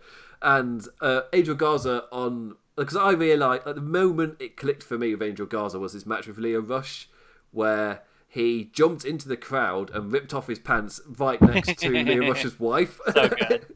It's like ultimate heel move. It was so good. And the rest of the match was on fire as well. That's the moment it clicked for me.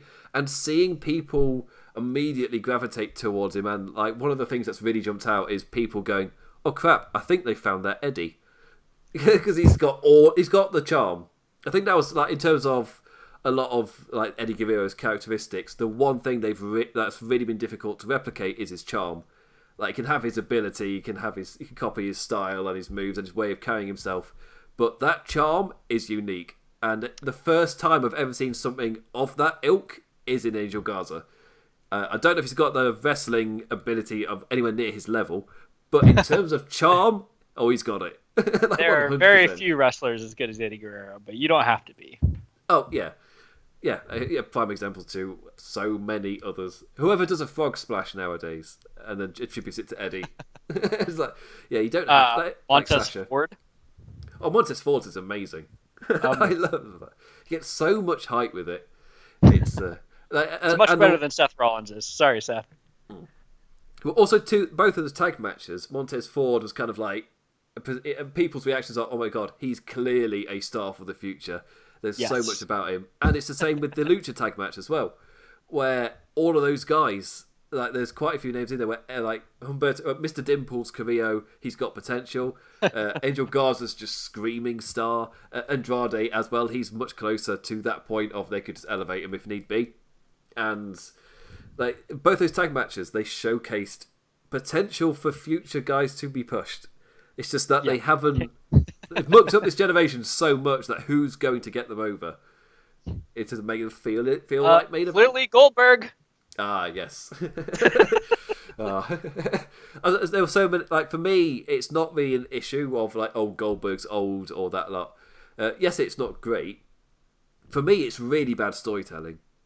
Like, there's no reason. In terms of like we were talking about with AEW, where it's months of building it up and you get really invested by the time pay-per-view hits.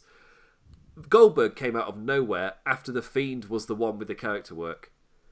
Why the hell should I care? Like, I was trying to explain to my brother. I live with my two brothers. I was trying to explain to one of them that about why the reason that so many people were angry about it, because he's seen it trending on Twitter. And like, just show them the match.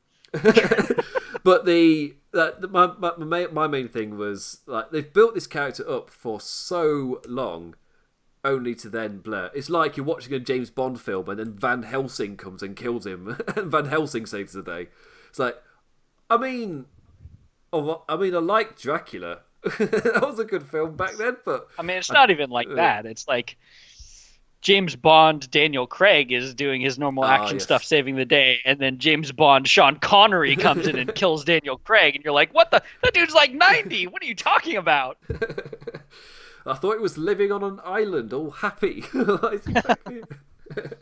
But yeah, it's like, yeah, I liked the guy back in his time, but I don't care at all for him now. I'm enjoying this new guy.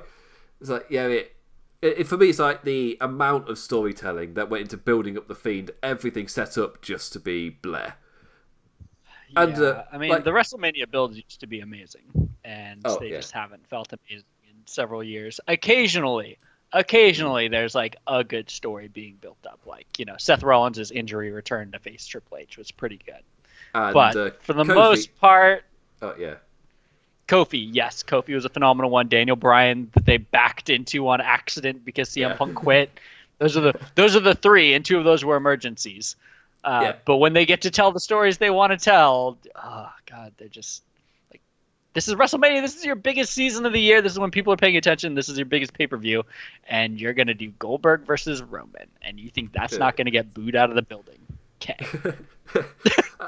But that's actually an amazing transition to Elimination Chamber, and the card with matches, I guess. It's a really, really weird, but I've just realised I closed mine ages ago, so I've not actually got anything up apart from Natalya versus Liv Morgan versus Shayna Baszler versus Asuka versus Ruby Riott versus Sarah Logan, or as we joked earlier, the Riot Squad Elimination Chamber match. Yes. I think they were all in it last year, if I'm correct or incorrect. I can't really remember. It's so as of Monday, before Monday Night Raw was airing, there were 3 matches announced for this card. So one was I'm trying to remember what it was. Oh, it was the Elimination Chamber for the tag teams, Elimination Chamber for the women, and Braun Strowman defending his IC title against Nakamura, Cesaro, and Zayn. And it's just squashing 3 phenomenal wrestlers by himself. It's going to be great. Yeah. As I talked about AEW listening to the crowd and maybe shifting things to like engage them a bit more. This is blatant, on purpose, kind of peeing off the certain sections of the wrestling fans. I don't understand how WWE does the Saudi Arabia show and then this show. Bookending AEW Revolution and NXT TakeOver Portland. I don't understand how it's possible that you look at these cards, you're like, yeah, this is fine. Especially coming out of Revolution, because obviously neither of us watched the Saudi Arabia show. Again, we kicked out at 1. What is wrong with you? So I wasn't feeling, I don't feel fatigued with WWE because I didn't watch it. And I didn't watch SmackDown either. This will be my first SmackDown in like 2-3 weeks. So I'm not feeling WWE fatigue going into the chamber, which is great. However, I'm not feeling WWE hype either. There is like no reason really for me to care. As I said earlier, Aleister Black, AJ Styles, on paper, amazing match. Going into the pay-per-view, no reason to care. Like Andrade versus Carrillo. That's also great on paper. Yeah, to be fair though, that one's had a really. It's had a long build, kind of doing it, going around it. Andrade's suspension really helped kind of flesh that out, because then Zelina Vega came out with Angel Garza, who's his real-life cousin, and that's how it built all that up around as well. Then Andrade comes back, and Carrillo can finally get revenge. It's like, yeah, you've done a really long arc because of a suspension. It worked. So now this is kind of the return moment. As long as you didn't watch Saudi Arabia, because that's when the actual return match happened. It's just that this one's on American soil, so they can actually go for it in a room temperature that's actually workable. So on paper, I was alluding to this. If you just looked at the Women's Elimination Chamber match and you said the final 3 are going to be Shayna, Asuka, and Ruby Riott, you'd be like, if you give them 15 minutes, that's going to be awesome. Street Profits versus Seth Rollins and Murphy. Oh my God, so stupid. Oh yeah, he's lost his first name. Now he's from Boston. Sorry. That match could be great. Aleister Black versus AJ Styles. Oh my God, that's a dream match. Andrade versus Carrillo. We know that could be great. If they let them be great, if they gave them breathing room. The problem is, no faith in WWE, number 1. And number 2, Braun Strowman squashing 3 guys that are phenomenal is going to be infuriating. That tag elimination match has a bunch of garbage. Hey, WWE, thanks for making Kofi Kingston a tag dude again after he had an amazing run as world champion. Good job, guys. Way to waste him. And in the women's elimination match, you have Liv Morgan and Sarah Logan and Natalya. So you're diluting your awesome match with three people. And I don't mean to insult them. I like Sarah Logan. I've liked Liv Morgan since NXT, and I don't like Natalya for obvious reasons. But, you know, I appreciate what she does, but, like, they're diluting that match. That match would be amazing if it was just a triple threat. So the card has the potential to actually be surprisingly good if they just give Black and AJ 20 minutes, and they give Andrade and Carrillo 20 minutes, and they give Street Profits and Seth and Murphy 15 minutes, and they make the final three in the women's elimination chamber, you know, the three that it should be, and they give them 10 minutes. The card could be really good. It's just, who believes that's going to happen? Who believes that? Nobody. Yeah, and the other thing for the women's elimination chamber, because this is what the reason I've called it what is this show? Like, for me, the women's elimination, like, it screams that there is no need for this to happen other than it's that time of year. So it's like my biggest pet peeve, where this is now the third pay-per-view in half a year where WWE have had almost nothing announced for it before the week of the show, and there's very little hype going into it. Bright side, right. At least before the weekend of the show, there is actually matches to talk about. Because I don't know how much you were paying attention, but with it was one of the other ones a little while ago. Hell in a Cell, that was it. With Hell in a Cell, I think there was like one match announced or something, and there was nothing else. And suddenly on Saturday, we had a slew of announcements. It's like, oh, well, that's not going to hype me at all. It's such a weird thing to happen. A similar thing here where I just don't really care. And the matches that are happening, it's like there isn't really any story point for it to happen. Like, the best way to show it as well is before Saudi Arabia, there was a men's Elimination Chamber match. Then they changed the title, and Roman Reigns just walked out and went, I'm challenging. And Goldberg went, all right. Then suddenly there's no need for a men's Elimination Chamber match. So they just quietly cancelled it. The women's isn't any better, actually. Because the story they've been telling on television is Shayna Baszler versus Becky Lynch. And Becky Lynch wants Shayna Baszler to win. That's the story they've been going with. And Shayna Baszler's gone directly for Becky Lynch. The story they are already telling is Shayna Baszler versus Becky Lynch. So either Shayna Baszler wins, and you'll have people online complaining that it was so predictable because they've essentially started the story already, or the past few weeks were a complete waste of time, and they go with something else. They're building to a match that never happens, which is right. Or Asuka wins, and then Shayna gets put in the match anyway, and we get another weird triple threat instead of just giving Becky a one-on-one WrestleMania match. Yeah, it's lose for sure. And that's what's so weird about this entire card, right? Is like, how much of this is leading into WrestleMania? We're like a month from WrestleMania. How many of these matches actually tie into WrestleMania in the main card? None of them. Yeah, like Aleister Black and AJ might have a match at WrestleMania, but then you're just having a rematch of Elimination Chamber at your biggest show when there's already going to be 14 matches. Like, what's the point of that?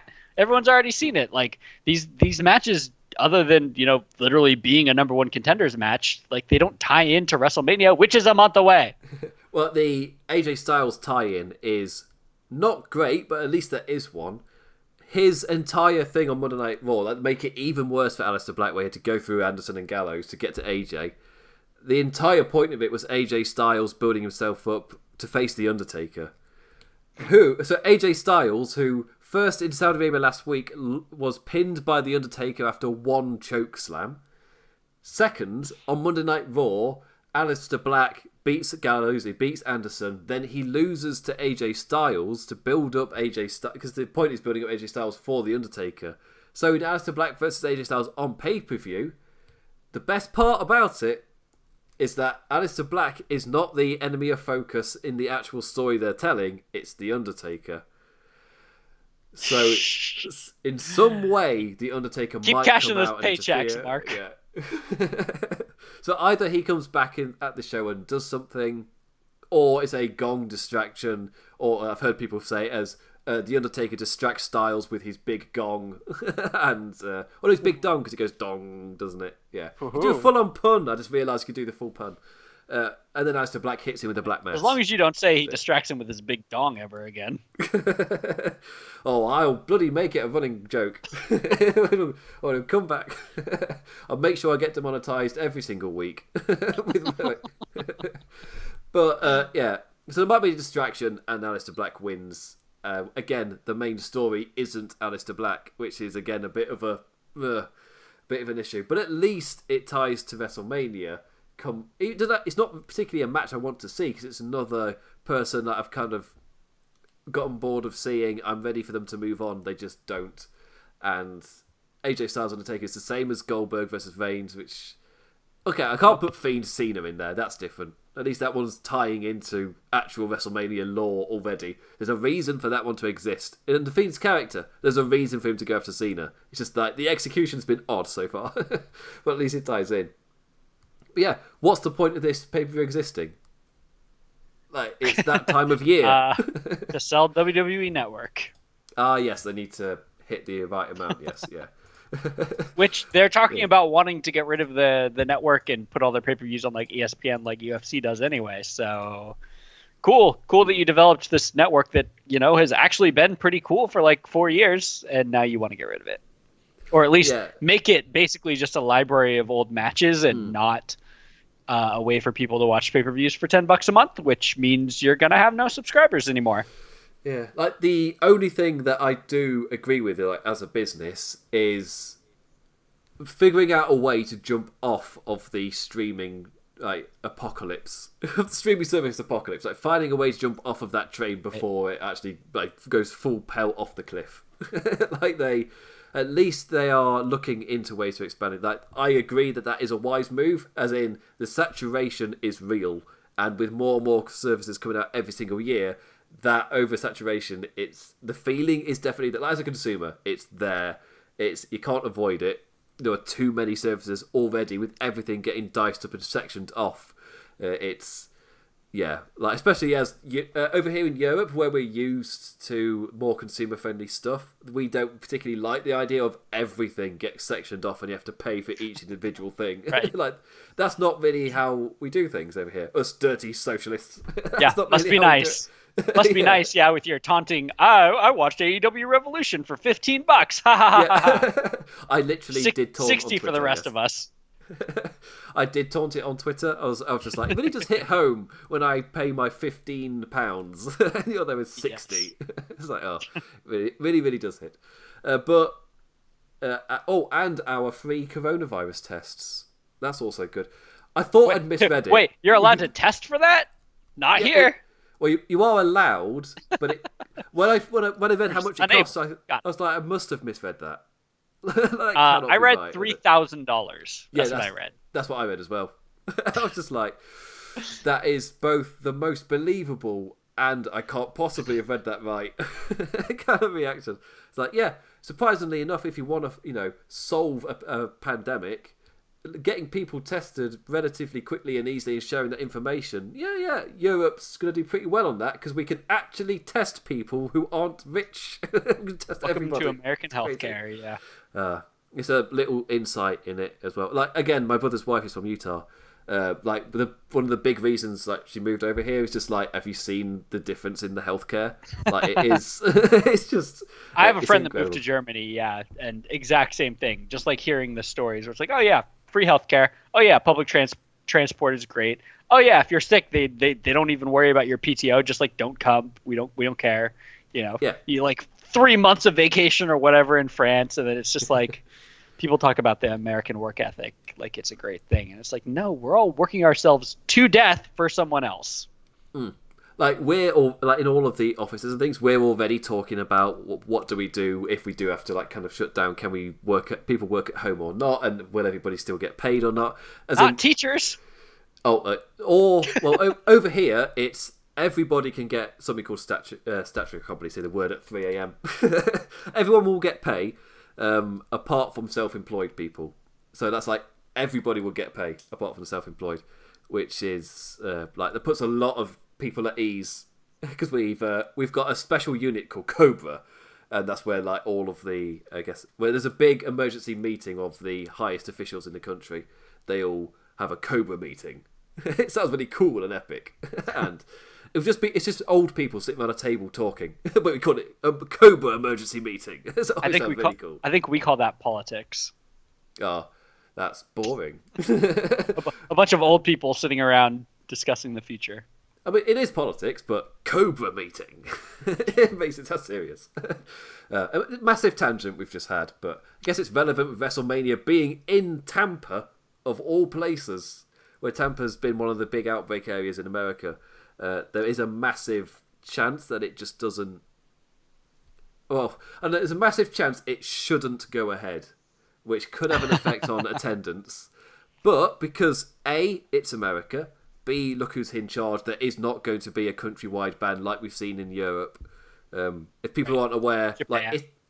like Japan has cancelled all events for, I think it was March. Italy has now joined in. They've cancelled all events till the end of April. There's talk of us doing it here in the UK as well. Like, our sports will still go ahead, like the competitive sports, but it'll be without crowds. No crowds, because it's the ban on the crowd which is the thing, not the ban on. Won't that just improve football? Not our football.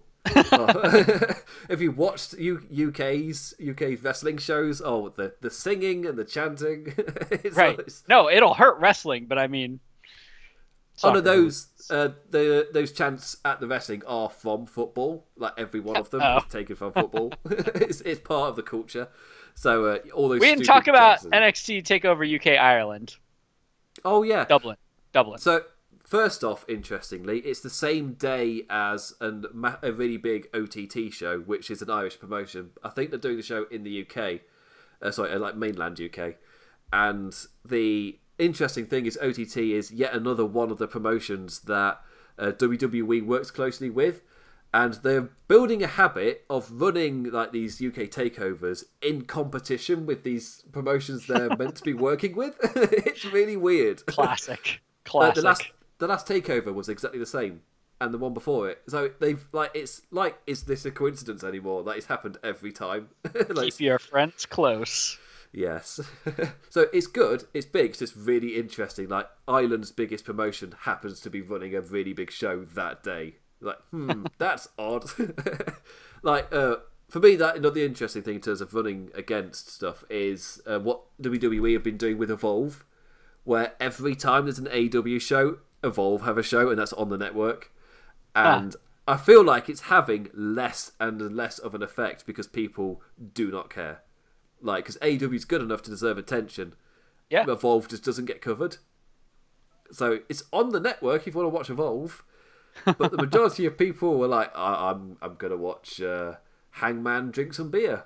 I'm all right, thanks. That is really funny because I actually went back and watched for the first time like a month ago some Evolve show that was on WWE Network, and it had like Adam Cole and Matt Riddle, and I'm like, this is why I'm watching it. It's very cool, but like I wouldn't go out of my way to watch this, and I definitely wouldn't watch it over like AEW Revolution. So I mean, your counter programming isn't that strong there, WWE. Yeah, it's like the NXT thing where getting something to kind of try and chip away like people watching it or whatever. Obviously, word of mouth and quality will just. That'll trump everything, especially as AEW has also got all the money in the world to like properly advertise the stuff. Just not hire a music person.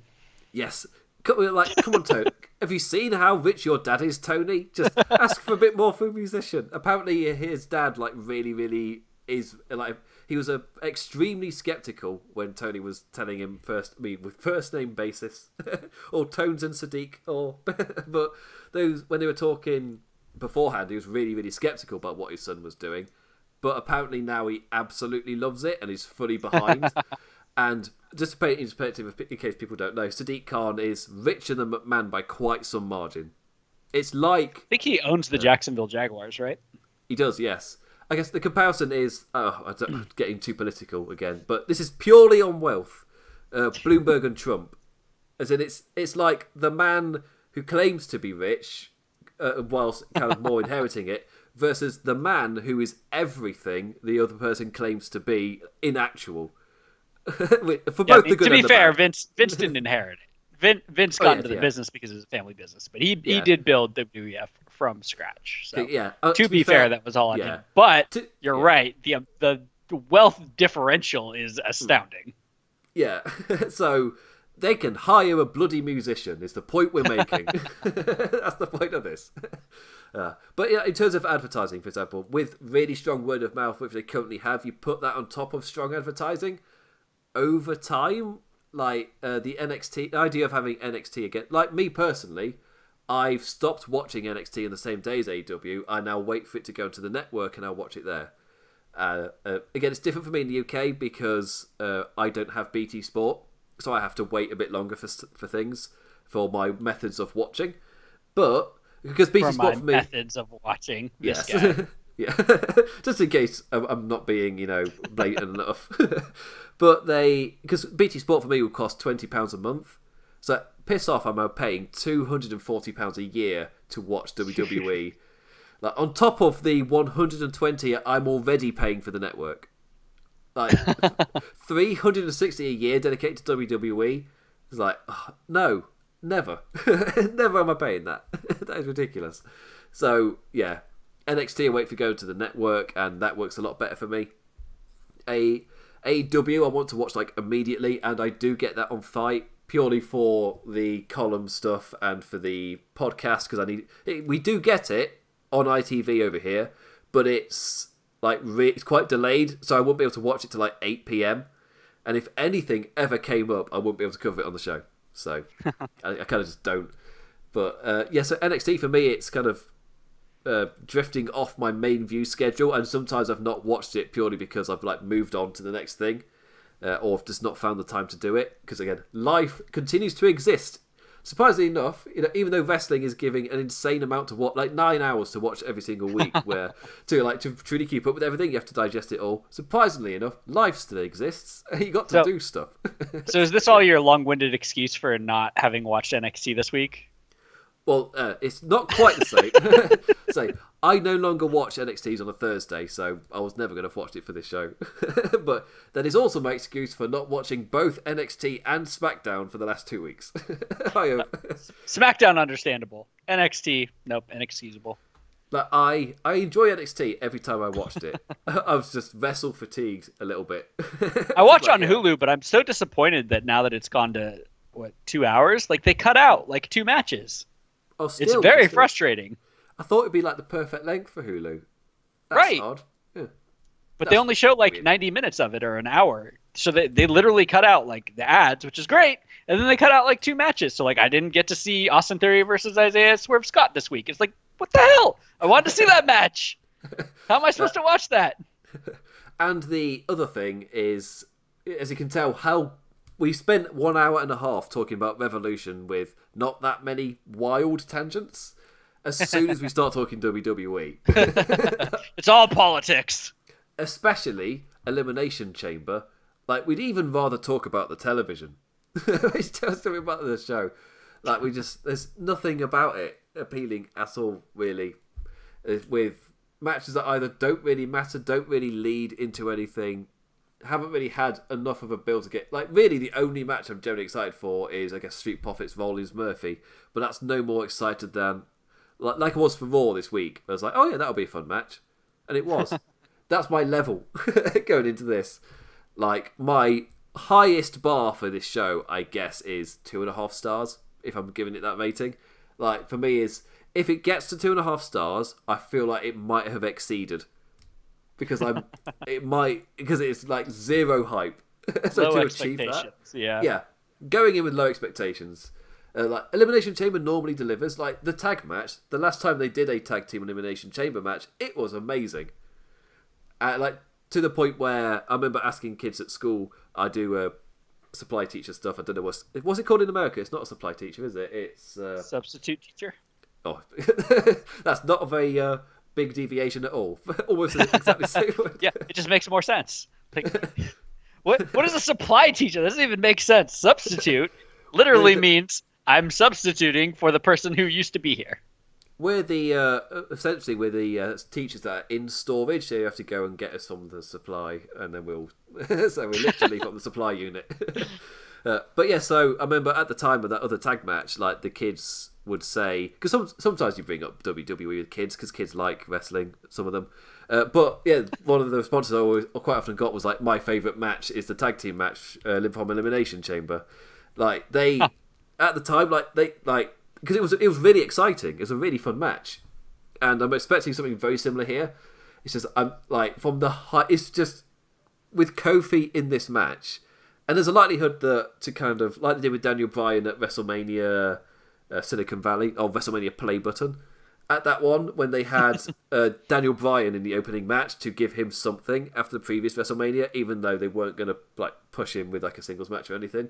It feels like that with Kingston, where he'll be in the tag team scene, but he'll win the tag team championships probably at WrestleMania, and that'll be the thing that he gets so people can't be peed off, so that you have people on Twitter going, oh, they gave him a championship, or they're still giving him stuff. It's just like, yeah, it's a consolation prize, really, I guess. It's a disgusting consolation prize. He was a great champion. He had a great WrestleMania story, and then he got squashed by Brock and literally has not risen from the grave since then. Yeah. And like it was for me, it was a summer which was so all over the place that it felt like his reign had only just started with Randy Orton. Because he was having stories that were kind of nothing, and the world was falling apart around him. It's like, same with Becky Lynch and Seth Rollins, really. Well, not Seth Rollins, he lost the title. But I guess Becky Lynch as well. Her feud didn't get started until like the end of the summer against Sasha Banks. They felt like that was when her championship really actually started, and she started to feel like a champion. Same with Kofi. It was kind of meandering mid-card meh. Until, that was an amazing alliteration for me. I didn't mean it. but with... as soon as he had his final feud with Randy Orton, and that was like, I feel like he could hold the championship till the Royal Rumble, purely because like the world was so all over the place. It's like his arc as champion has only just started, right? And then he immediately just gets squished by Brock Lesnar. It's just like, yeah, like every black wrestling fan and immediately just like, well, we're back to this then, are we? There's such a weird theme that emerges when a popular champion finally gets their championship and then they get squashed by Brock Lesnar, by Goldberg, by Roman Reigns, by other part-timers. Yeah. Well, it's like so weird. Kind of, to swing into like WrestleMania, it's like kind of like closing part of the show. It's why the match with Drew McIntyre, I'm really struggling to get any hype towards it. Like I can see that McIntyre is doing an amazing job, and they're putting the effort into him, and he is getting more and more over. It's kind of like you always worry it might get Alberto Del Rio, where the crowd are really into him at the Rumble, and then they just get bored of him by WrestleMania. This doesn't feel like that at all. It feels like they're absolutely nailing it, and that Drew McIntyre is getting more and more over every single week, and they're doing the right beats every time. However, they did that with Seth Rollins last year. And with Roman Reigns, people might not have been super into it, really. But in terms of the story beats, they told all the right story beats for him to beat Brock Lesnar and then move on to the next thing. But every single time, come the next WrestleMania, Brock Lesnar's champion again. So it's kind of like... But to be fair, he does eat the loss for the guy that's up and coming. Like, at least every year? I mean, he lost to Seth. And what was the year in between? He beat Roman. Oh, well, see, that's a win-win-win right there. And he beat Dean Ambrose. That was a travesty. Okay, so three out of 4 good results. I think he's going to take the loss for Drew, and he absolutely should. And if WWE doesn't do it, and if Cena beats The Fiend, I might throw something at my TV. It might be a broken TV situation. Like, for me, the one good thing to come out of WrestleMania is all of these kind of veterans giving all these new guys the win and moving them on in that direction. For me, the issue is this is the 6th year of doing that, and they've still not moved on. It's like, right. Come on, you can do the matches. You can say that we are giving all this momentum to the new guys, but you got to follow through. You can't just do it at WrestleMania. You got to then follow through for the rest of the year with actual stories and arcs, not just like month to month. Like Becky Lynch, she became champion, and then she's having to get over Lacey Evans in her first feud. Oh my God. Why do you hate Becky Lynch? Why do you do this to her? like, surely, like, even I was thinking, well, surely you get Becky Lynch over as champion first. Then, if you really want to push this new person. But no. Like, Seth Rollins as well, here to help establish Baron Bloody Corbin. First of all, if you want to establish Lacey Evans, don't. She's working on SmackDown. It's just that I know I am not the audience for her, like, at all. Yeah, the audience is one 70-year-old man in Connecticut. Kids have actually gravitated to Lacey Evans as a babyface on SmackDown, like, pretty strongly. So I can see the benefit there. Kids will like what they're told. Yeah. In reality, they are actually quite judgmental dickheads. But so it's working to a degree. It's just that I know I am not the correct audience for a really, really good parent who was formerly served in the military and is really pro-America. It's like, as me, as a dirty foreigner. It's just like, I don't care about any of those. And seemingly every babyface on SmackDown is a good parent. So like the fact that from SummerSlam, both championship matches for SmackDown at like 2 SummerSlams in a row, the story was this person's a good family man. Well, then Heath Slater should be WWE champion. I don't give a shit about your kids. But Lesnar's gold sometimes. I wasn't on the show, so I'm very sad I didn't get to talk about it. But Brock and R-Truth was so phenomenal. It was the best thing for like a month. It was great. Oh, and to be fair, like Brock Lesnar, like going into the Rumble, it was quite interesting, and the Rumble itself, Brock Lesnar was amazing. Like, it's like what it'll be for me. It'll go down as like one of the legendary like Royal Rumble performances, just because of he was great, and him getting eliminated was perfect as well. I appreciate how unique it was, and maybe we shouldn't go down this rabbit hole, but it pissed me off some of the specific people that he squashed. Like, he squashed Kofi again! Are you fucking kidding me with this? It's weird that in terms of the momentum of the match, it was like perfect time for Kofi to come out. I might have tried to have him last a little bit, or the way he gets eliminated is he actually tries or gets close or something, and then gets squashed. But no, it's both times he gets destroyed by Lesnar. Say hello to your ceiling, Kofi. It's just...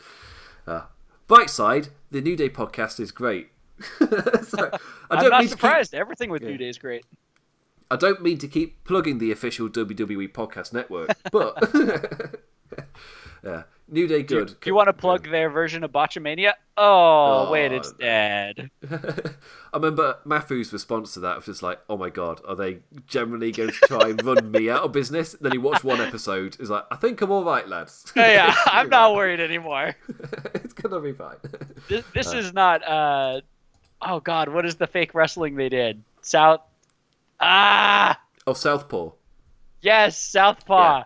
Oh my god. How was Southpaw so magical and then their version of Botchamania was so terrible? And also, when do we get more Southpaw? I will say the best thing about WWE moving to BT is that it's like have you seen I think it's SmackDown on Fox account or WWE on Fox, where there's a little bit of sass, but they are like engaging with the audience. And they are tweeting as if they are one of the audience, which I always find weird where brands tweet as if they're people. That's not like Wendy's seem to figure out that it works, and everybody does it now.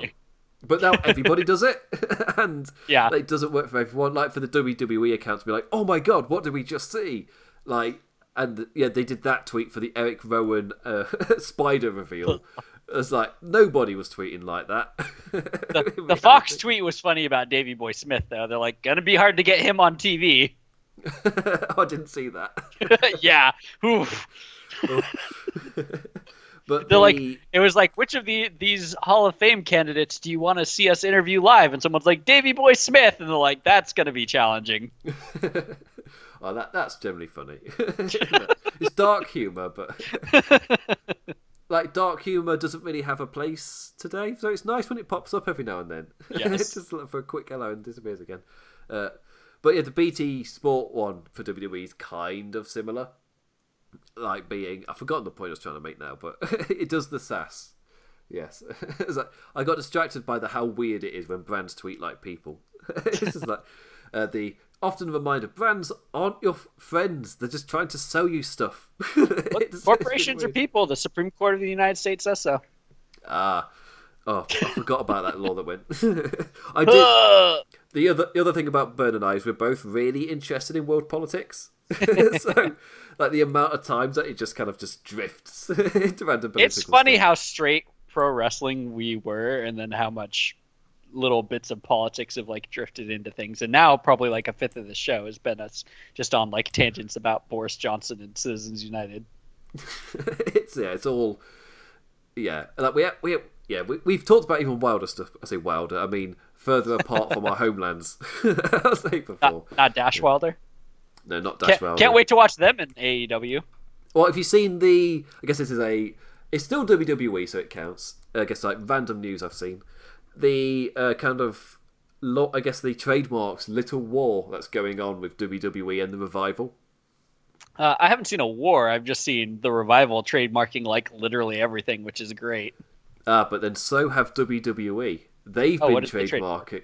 So just like the Revival, they've been trademarking random stuff to do with the Revival. The WWE has been trademarking other things to do with the Revival, like their original name in the Mechanics. The Mechanics. I still maintain that's a better name. So the thinking was, because the Revival's definitely owned by WWE, that they might try to use the Mechanics. Nope, they've gone for that one. They've trademarked no flips, just fists, WWE. So did Dash and Dawson. Oh, that'd be the other way around then. Yeah. I know Dash and Dawson did that, and then they did whatever their finisher's name is, which I forget because they never get to wrestle. And they did FTR as well. Like, Forever the Revival, not the other one. Oh, weird. Okay. So, I mean, because it was like, obviously the Elite did the nasty version, but then they twisted it to be Forever the Revival, and so it was one of those so like petty, and it does not matter. Like, copyright, trademark, whatever you want. Like, they're gonna leave, and because they're great, they're gonna be over. Whatever they call themselves, whatever they call their finisher, like you're not hurting anyone. You're just ruining a relationship. Yeah, it's an odd one, that. So, and they're likely going to go to AEW and slay it as their tag division is building up really, really nicely. Death Triangle. Death Triangle. Or was it Triangula de la Muerte? That's so exciting. Yeah, the fact that those guys weren't on the pay-per-view in an actual match is just, it shows how deep AEW is. Oh, yes. There's so much and it means they can rotate as well, which is the other WWE thing where you see the same matches every single week. Like, because the way they use their roster in AEW, like they said before they go live that it'd be rotating. We're seeing it now, where like just that point of the Lucha Bros weren't even in any matches the past 2 weeks. It just shows the depth. Like, NXT does that too, though. The good shows do that. Like, Keith Lee's on 1 week, he's not on the next week. He doesn't have to be on every week. It's fine. Yeah, the amount of times they've shown that one Finn Balor promo where he's just sat in the chair in the dark room. I don't watch this industry. This industry watches me. With a weird accent. I don't even know where that's meant to be from. So you didn't see NXT this week. You didn't see Finn Balor's little promo? No, I have not. I mean, I'll watch it when it's on the network, but it only comes onto the network at like midnight my time on a Thursday when I'm live and then I'm knackered and go to sleep. Let's just say Finn might have a very large match at NXT TakeOver UK. Oh wait, against Walter for the title in Dublin. What? I've seen stuff on ages ago. Burn was like, "You've not talked about NXT UK." Then we started, and that was about 20 minutes ago. Yeah. But yeah, so that will sell, obviously. It's in Ireland. Finn Balor is like the biggest star of this generation from Ireland in terms of... Becky Lynch? Rude. I had a bloody way to excuse Becky Lynch, and I completely forgot. Let's make one up now. Let's say biggest star who still looks like he's from Ireland. That's rude. Becky Lynch has got a tan now. She's gone full America. So Finn Balor is he's a megastar, obviously. Like, you saw the reaction when he returned to Blackpool. Like, that was a crazy reaction. So he will be over as hell.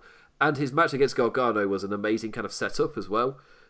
And Walter as a super dominant, scary champion. I think him beating Finn Balor. Is he those things? I mean, maybe he's those things in the UK, but I seem to remember him getting his ass kicked by Seth Rollins. So that was the classic case of NXT isn't canon. That's such a fair way to put that. NXT is not canon. It's weird because it kind of. Look at Keith Lee. It kind of is, but it's canon at convenience. Like it isn't canon. It's like when you see, it's like the rules of the Royal Rumble. The rules of the Royal Rumble change for convenience, depending on what they want to do that year. So same with NXT canon. Like there's no actual full on decision, but it is. Yeah. So Walter getting absolutely destroyed. Apparently he was not happy about that. They're getting called all the way to Survivor Series to eliminate him as well. It's really odd. Like he's the face of NXT UK, and he was like squished away as if he was nothing. I mean, at least Brock didn't throw him out of the ring in 15 seconds at the Royal Rumble. Oh, cough, cough, Riddle, cough. Oh no, Riddle. Oh my God.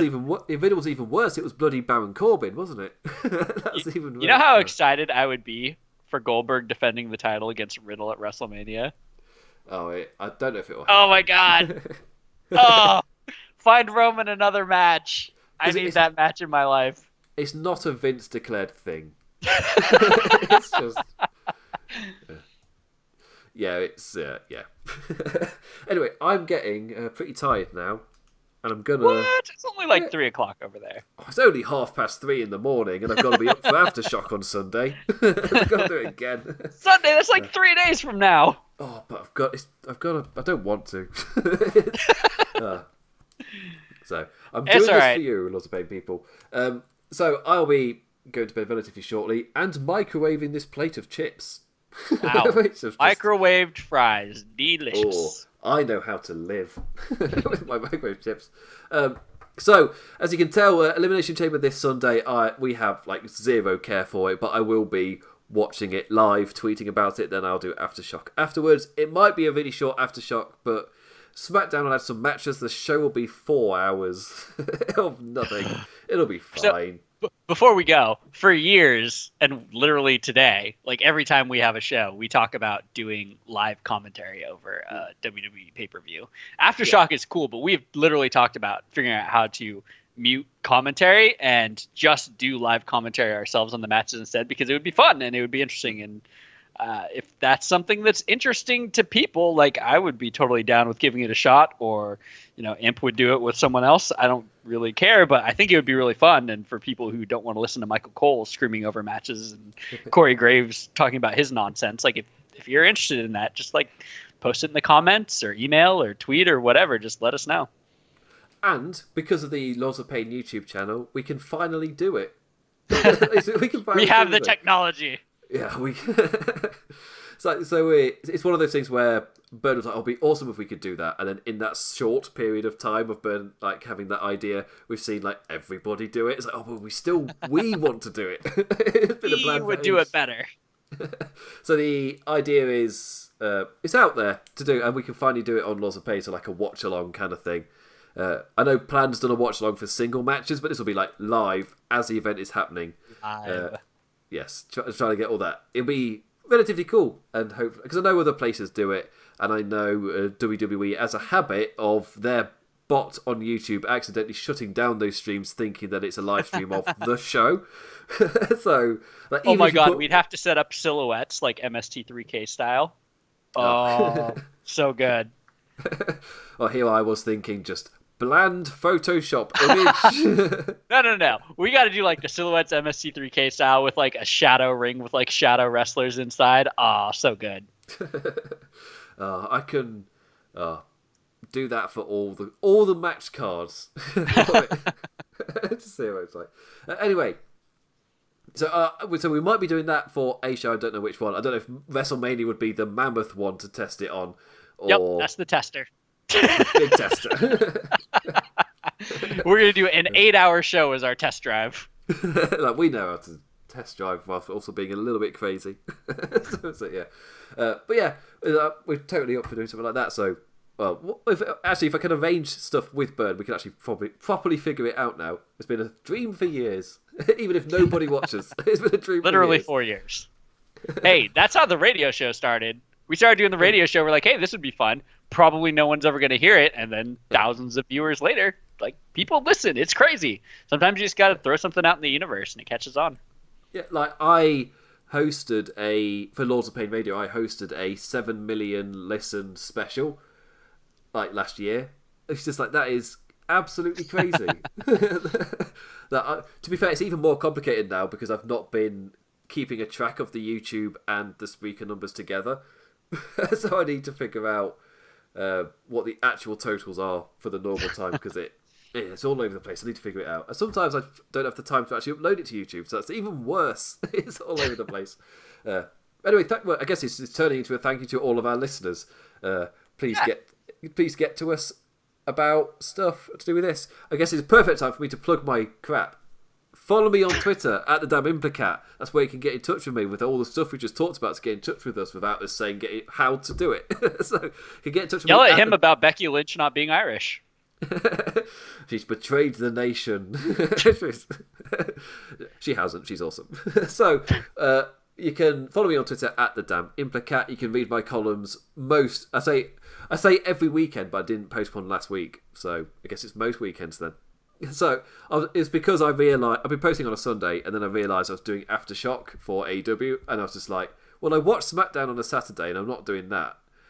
And I'm not going to be getting up to post the column either, so I guess I'll just cancel it. I slept on Sunday. It was a good day. So anyway, I will be live I'll be live on Sunday following Elimination Chamber, because the super smart boy punishes himself.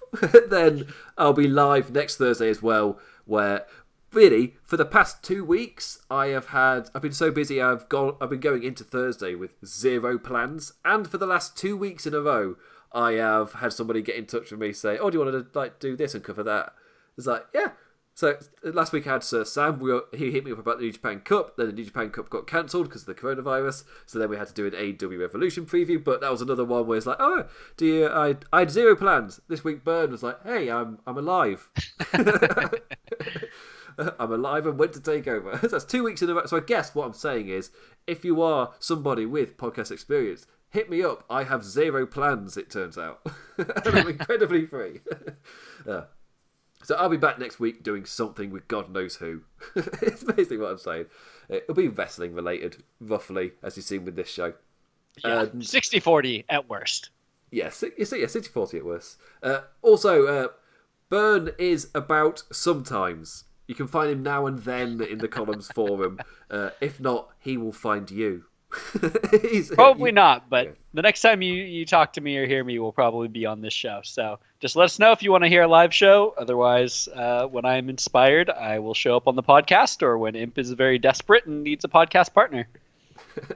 And as I was kind of leading into, Burn is not a man who you find.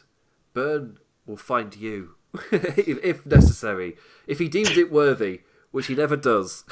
He's not like Chuck Norris, when Chuck Norris finds the people who are worthy. Burns he's more like Orange Cassidy. In comparison. That is a fair comparison. You want to call me the Orange Cassidy of podcasting? I was trying to do the half thumb thing, then remembered I'm on a podcast, so that's a bit pointless. On YouTube. Oh yeah, podcast on YouTube, but I've not invested in figuring out the video yet. Video's tricky. So I bought a new laptop, so I do have a new lens on it. So it also an SSD, so it actually loads things fast now. Hooray! But so it's got. I could technically use that, and I was kind of like, but I think I prefer to actually invest in lighting and an actual. If I'm doing this properly. I'm putting the money into it. Damn it! And I don't want to appear with low budget stuff. So that's my thinking. If I'm doing it, I'm doing it right. Just like this podcast. The highest quality. So you can thank you for listening to this show. You can check out all the other shows on LOP Radio. Live after AEW Dynamite, we have our show Dynamite After Dark with Jamin and Jeff. Fridays is now the Legacy Series, which I get confused with because in my notes I have TLS, which also stands for The Late Shift. That confuses me. So the Legacy Series for the NWA releases every Friday. They had a week off last week, but should be returning this week. I haven't checked their Twitter to actually check that one. Saturdays reserved for All Elite Wrestling's pay-per-view stuff. Sundays reserved for WWE's thing, so 2 weeks in a row, one of those days will be used. Tuesdays is Kingdom of Honor with Jam Man and his friend Jeff. And Wednesdays was planned Sports Entertainment is Dead, but he wrapped up last month. And Imp hasn't had the time to check up on the people he was talking about maybe replacing. I need to follow stuff up on. I still don't have any time, though. Maybe eventually I'll do it. Maybe. But then I'm back next Thursday. To be fair, I could fill it. We've got a late night Wednesday show and an early Friday show. Do I need to you don't have enough going on. Yeah, I don't have enough going on. It's fine. Yeah, it's perfectly fine. It's not like I'm going to be having an extension built at my house within the next couple of months. And that will go on for 8 weeks. So, 0 recording during the day. Sorry, Sir Sam. Are you adding new brothers? That's what's happening. The family is going to grow, Burn. We're going to expand. I've been playing lots of Red Dead. It went into my... I was going into those. I was at that point where I dropped off somebody weird at a weird place. It's like, have you been... are you a certain kind of family? Oh, you're a bit odd, aren't you? I'm tired. I don't know where I'm going with this. True story. Anyway, I'm going to go and microwave my chips. Burn's going to have his dinner. I don't know. It was 5 p.m. when we started. I don't know if he's eating anything. I'm going to have my chips, but American chips. Yeah, American actual chips. Thank you to everybody who's listened. Hit me up where I've already said. Watch Elimination Chamber if you really, really hate yourself, I guess. Some of it will be fun. The tag match will be fun. As to Black AJ Styles will be fun until the booking kicks in. The Women's Chamber is normally quite a fun match, if not spectacular. I think there must have been about one that was great. I just can't remember anything about their chamber matches, which kind of says something about these gimmick pay-per-views where they happen because of time of year, storyline relevant or not. Hence Hell in a Cell for the past 2 years, where it's been bull crap endings for both of them, which destroyed the rules of the thing existing in the first place. Yeah, Elimination Chamber this year feels exactly like that. There is no need for this pay-per-view whatsoever, but it's that time of year, so here we go. So yeah. Anyway, join me on Sunday afterwards in the early hours to talk about that show, and then maybe join us for Burn's mega return for the big WrestleMania. Maybe. We'll see how it goes. Speaking it into existence. Yes. Anyway, I think for YouTube we can go as long as we want as well. So that's good. As long as we don't get demonetized too much or a strike or something. WWE bots will take us down, but you can't silence us. Let's be careful. Let's just look what happened to Fightful. Let's be careful. Just... Yeah, that was like the YouTube stuff. Like, YouTube is not a great platform to be a creator on. It's really weird. Like, you can get all the success in the world, but you get it with all the BS in the world as well. It's a little bit irritating. We'll see what happens when we reach that point. I'm not the one who gets those emails, so I can just do stuff and then get blamed later. Anyway. Thank you for watching. Thank you watching. Watching here on YouTube. Thank you for watching. Thank you for listening. Thank you for following me on Twitter and checking out my columns, whatever. And with that, I bid you adieu, and Burn bids you. See you later. Adios.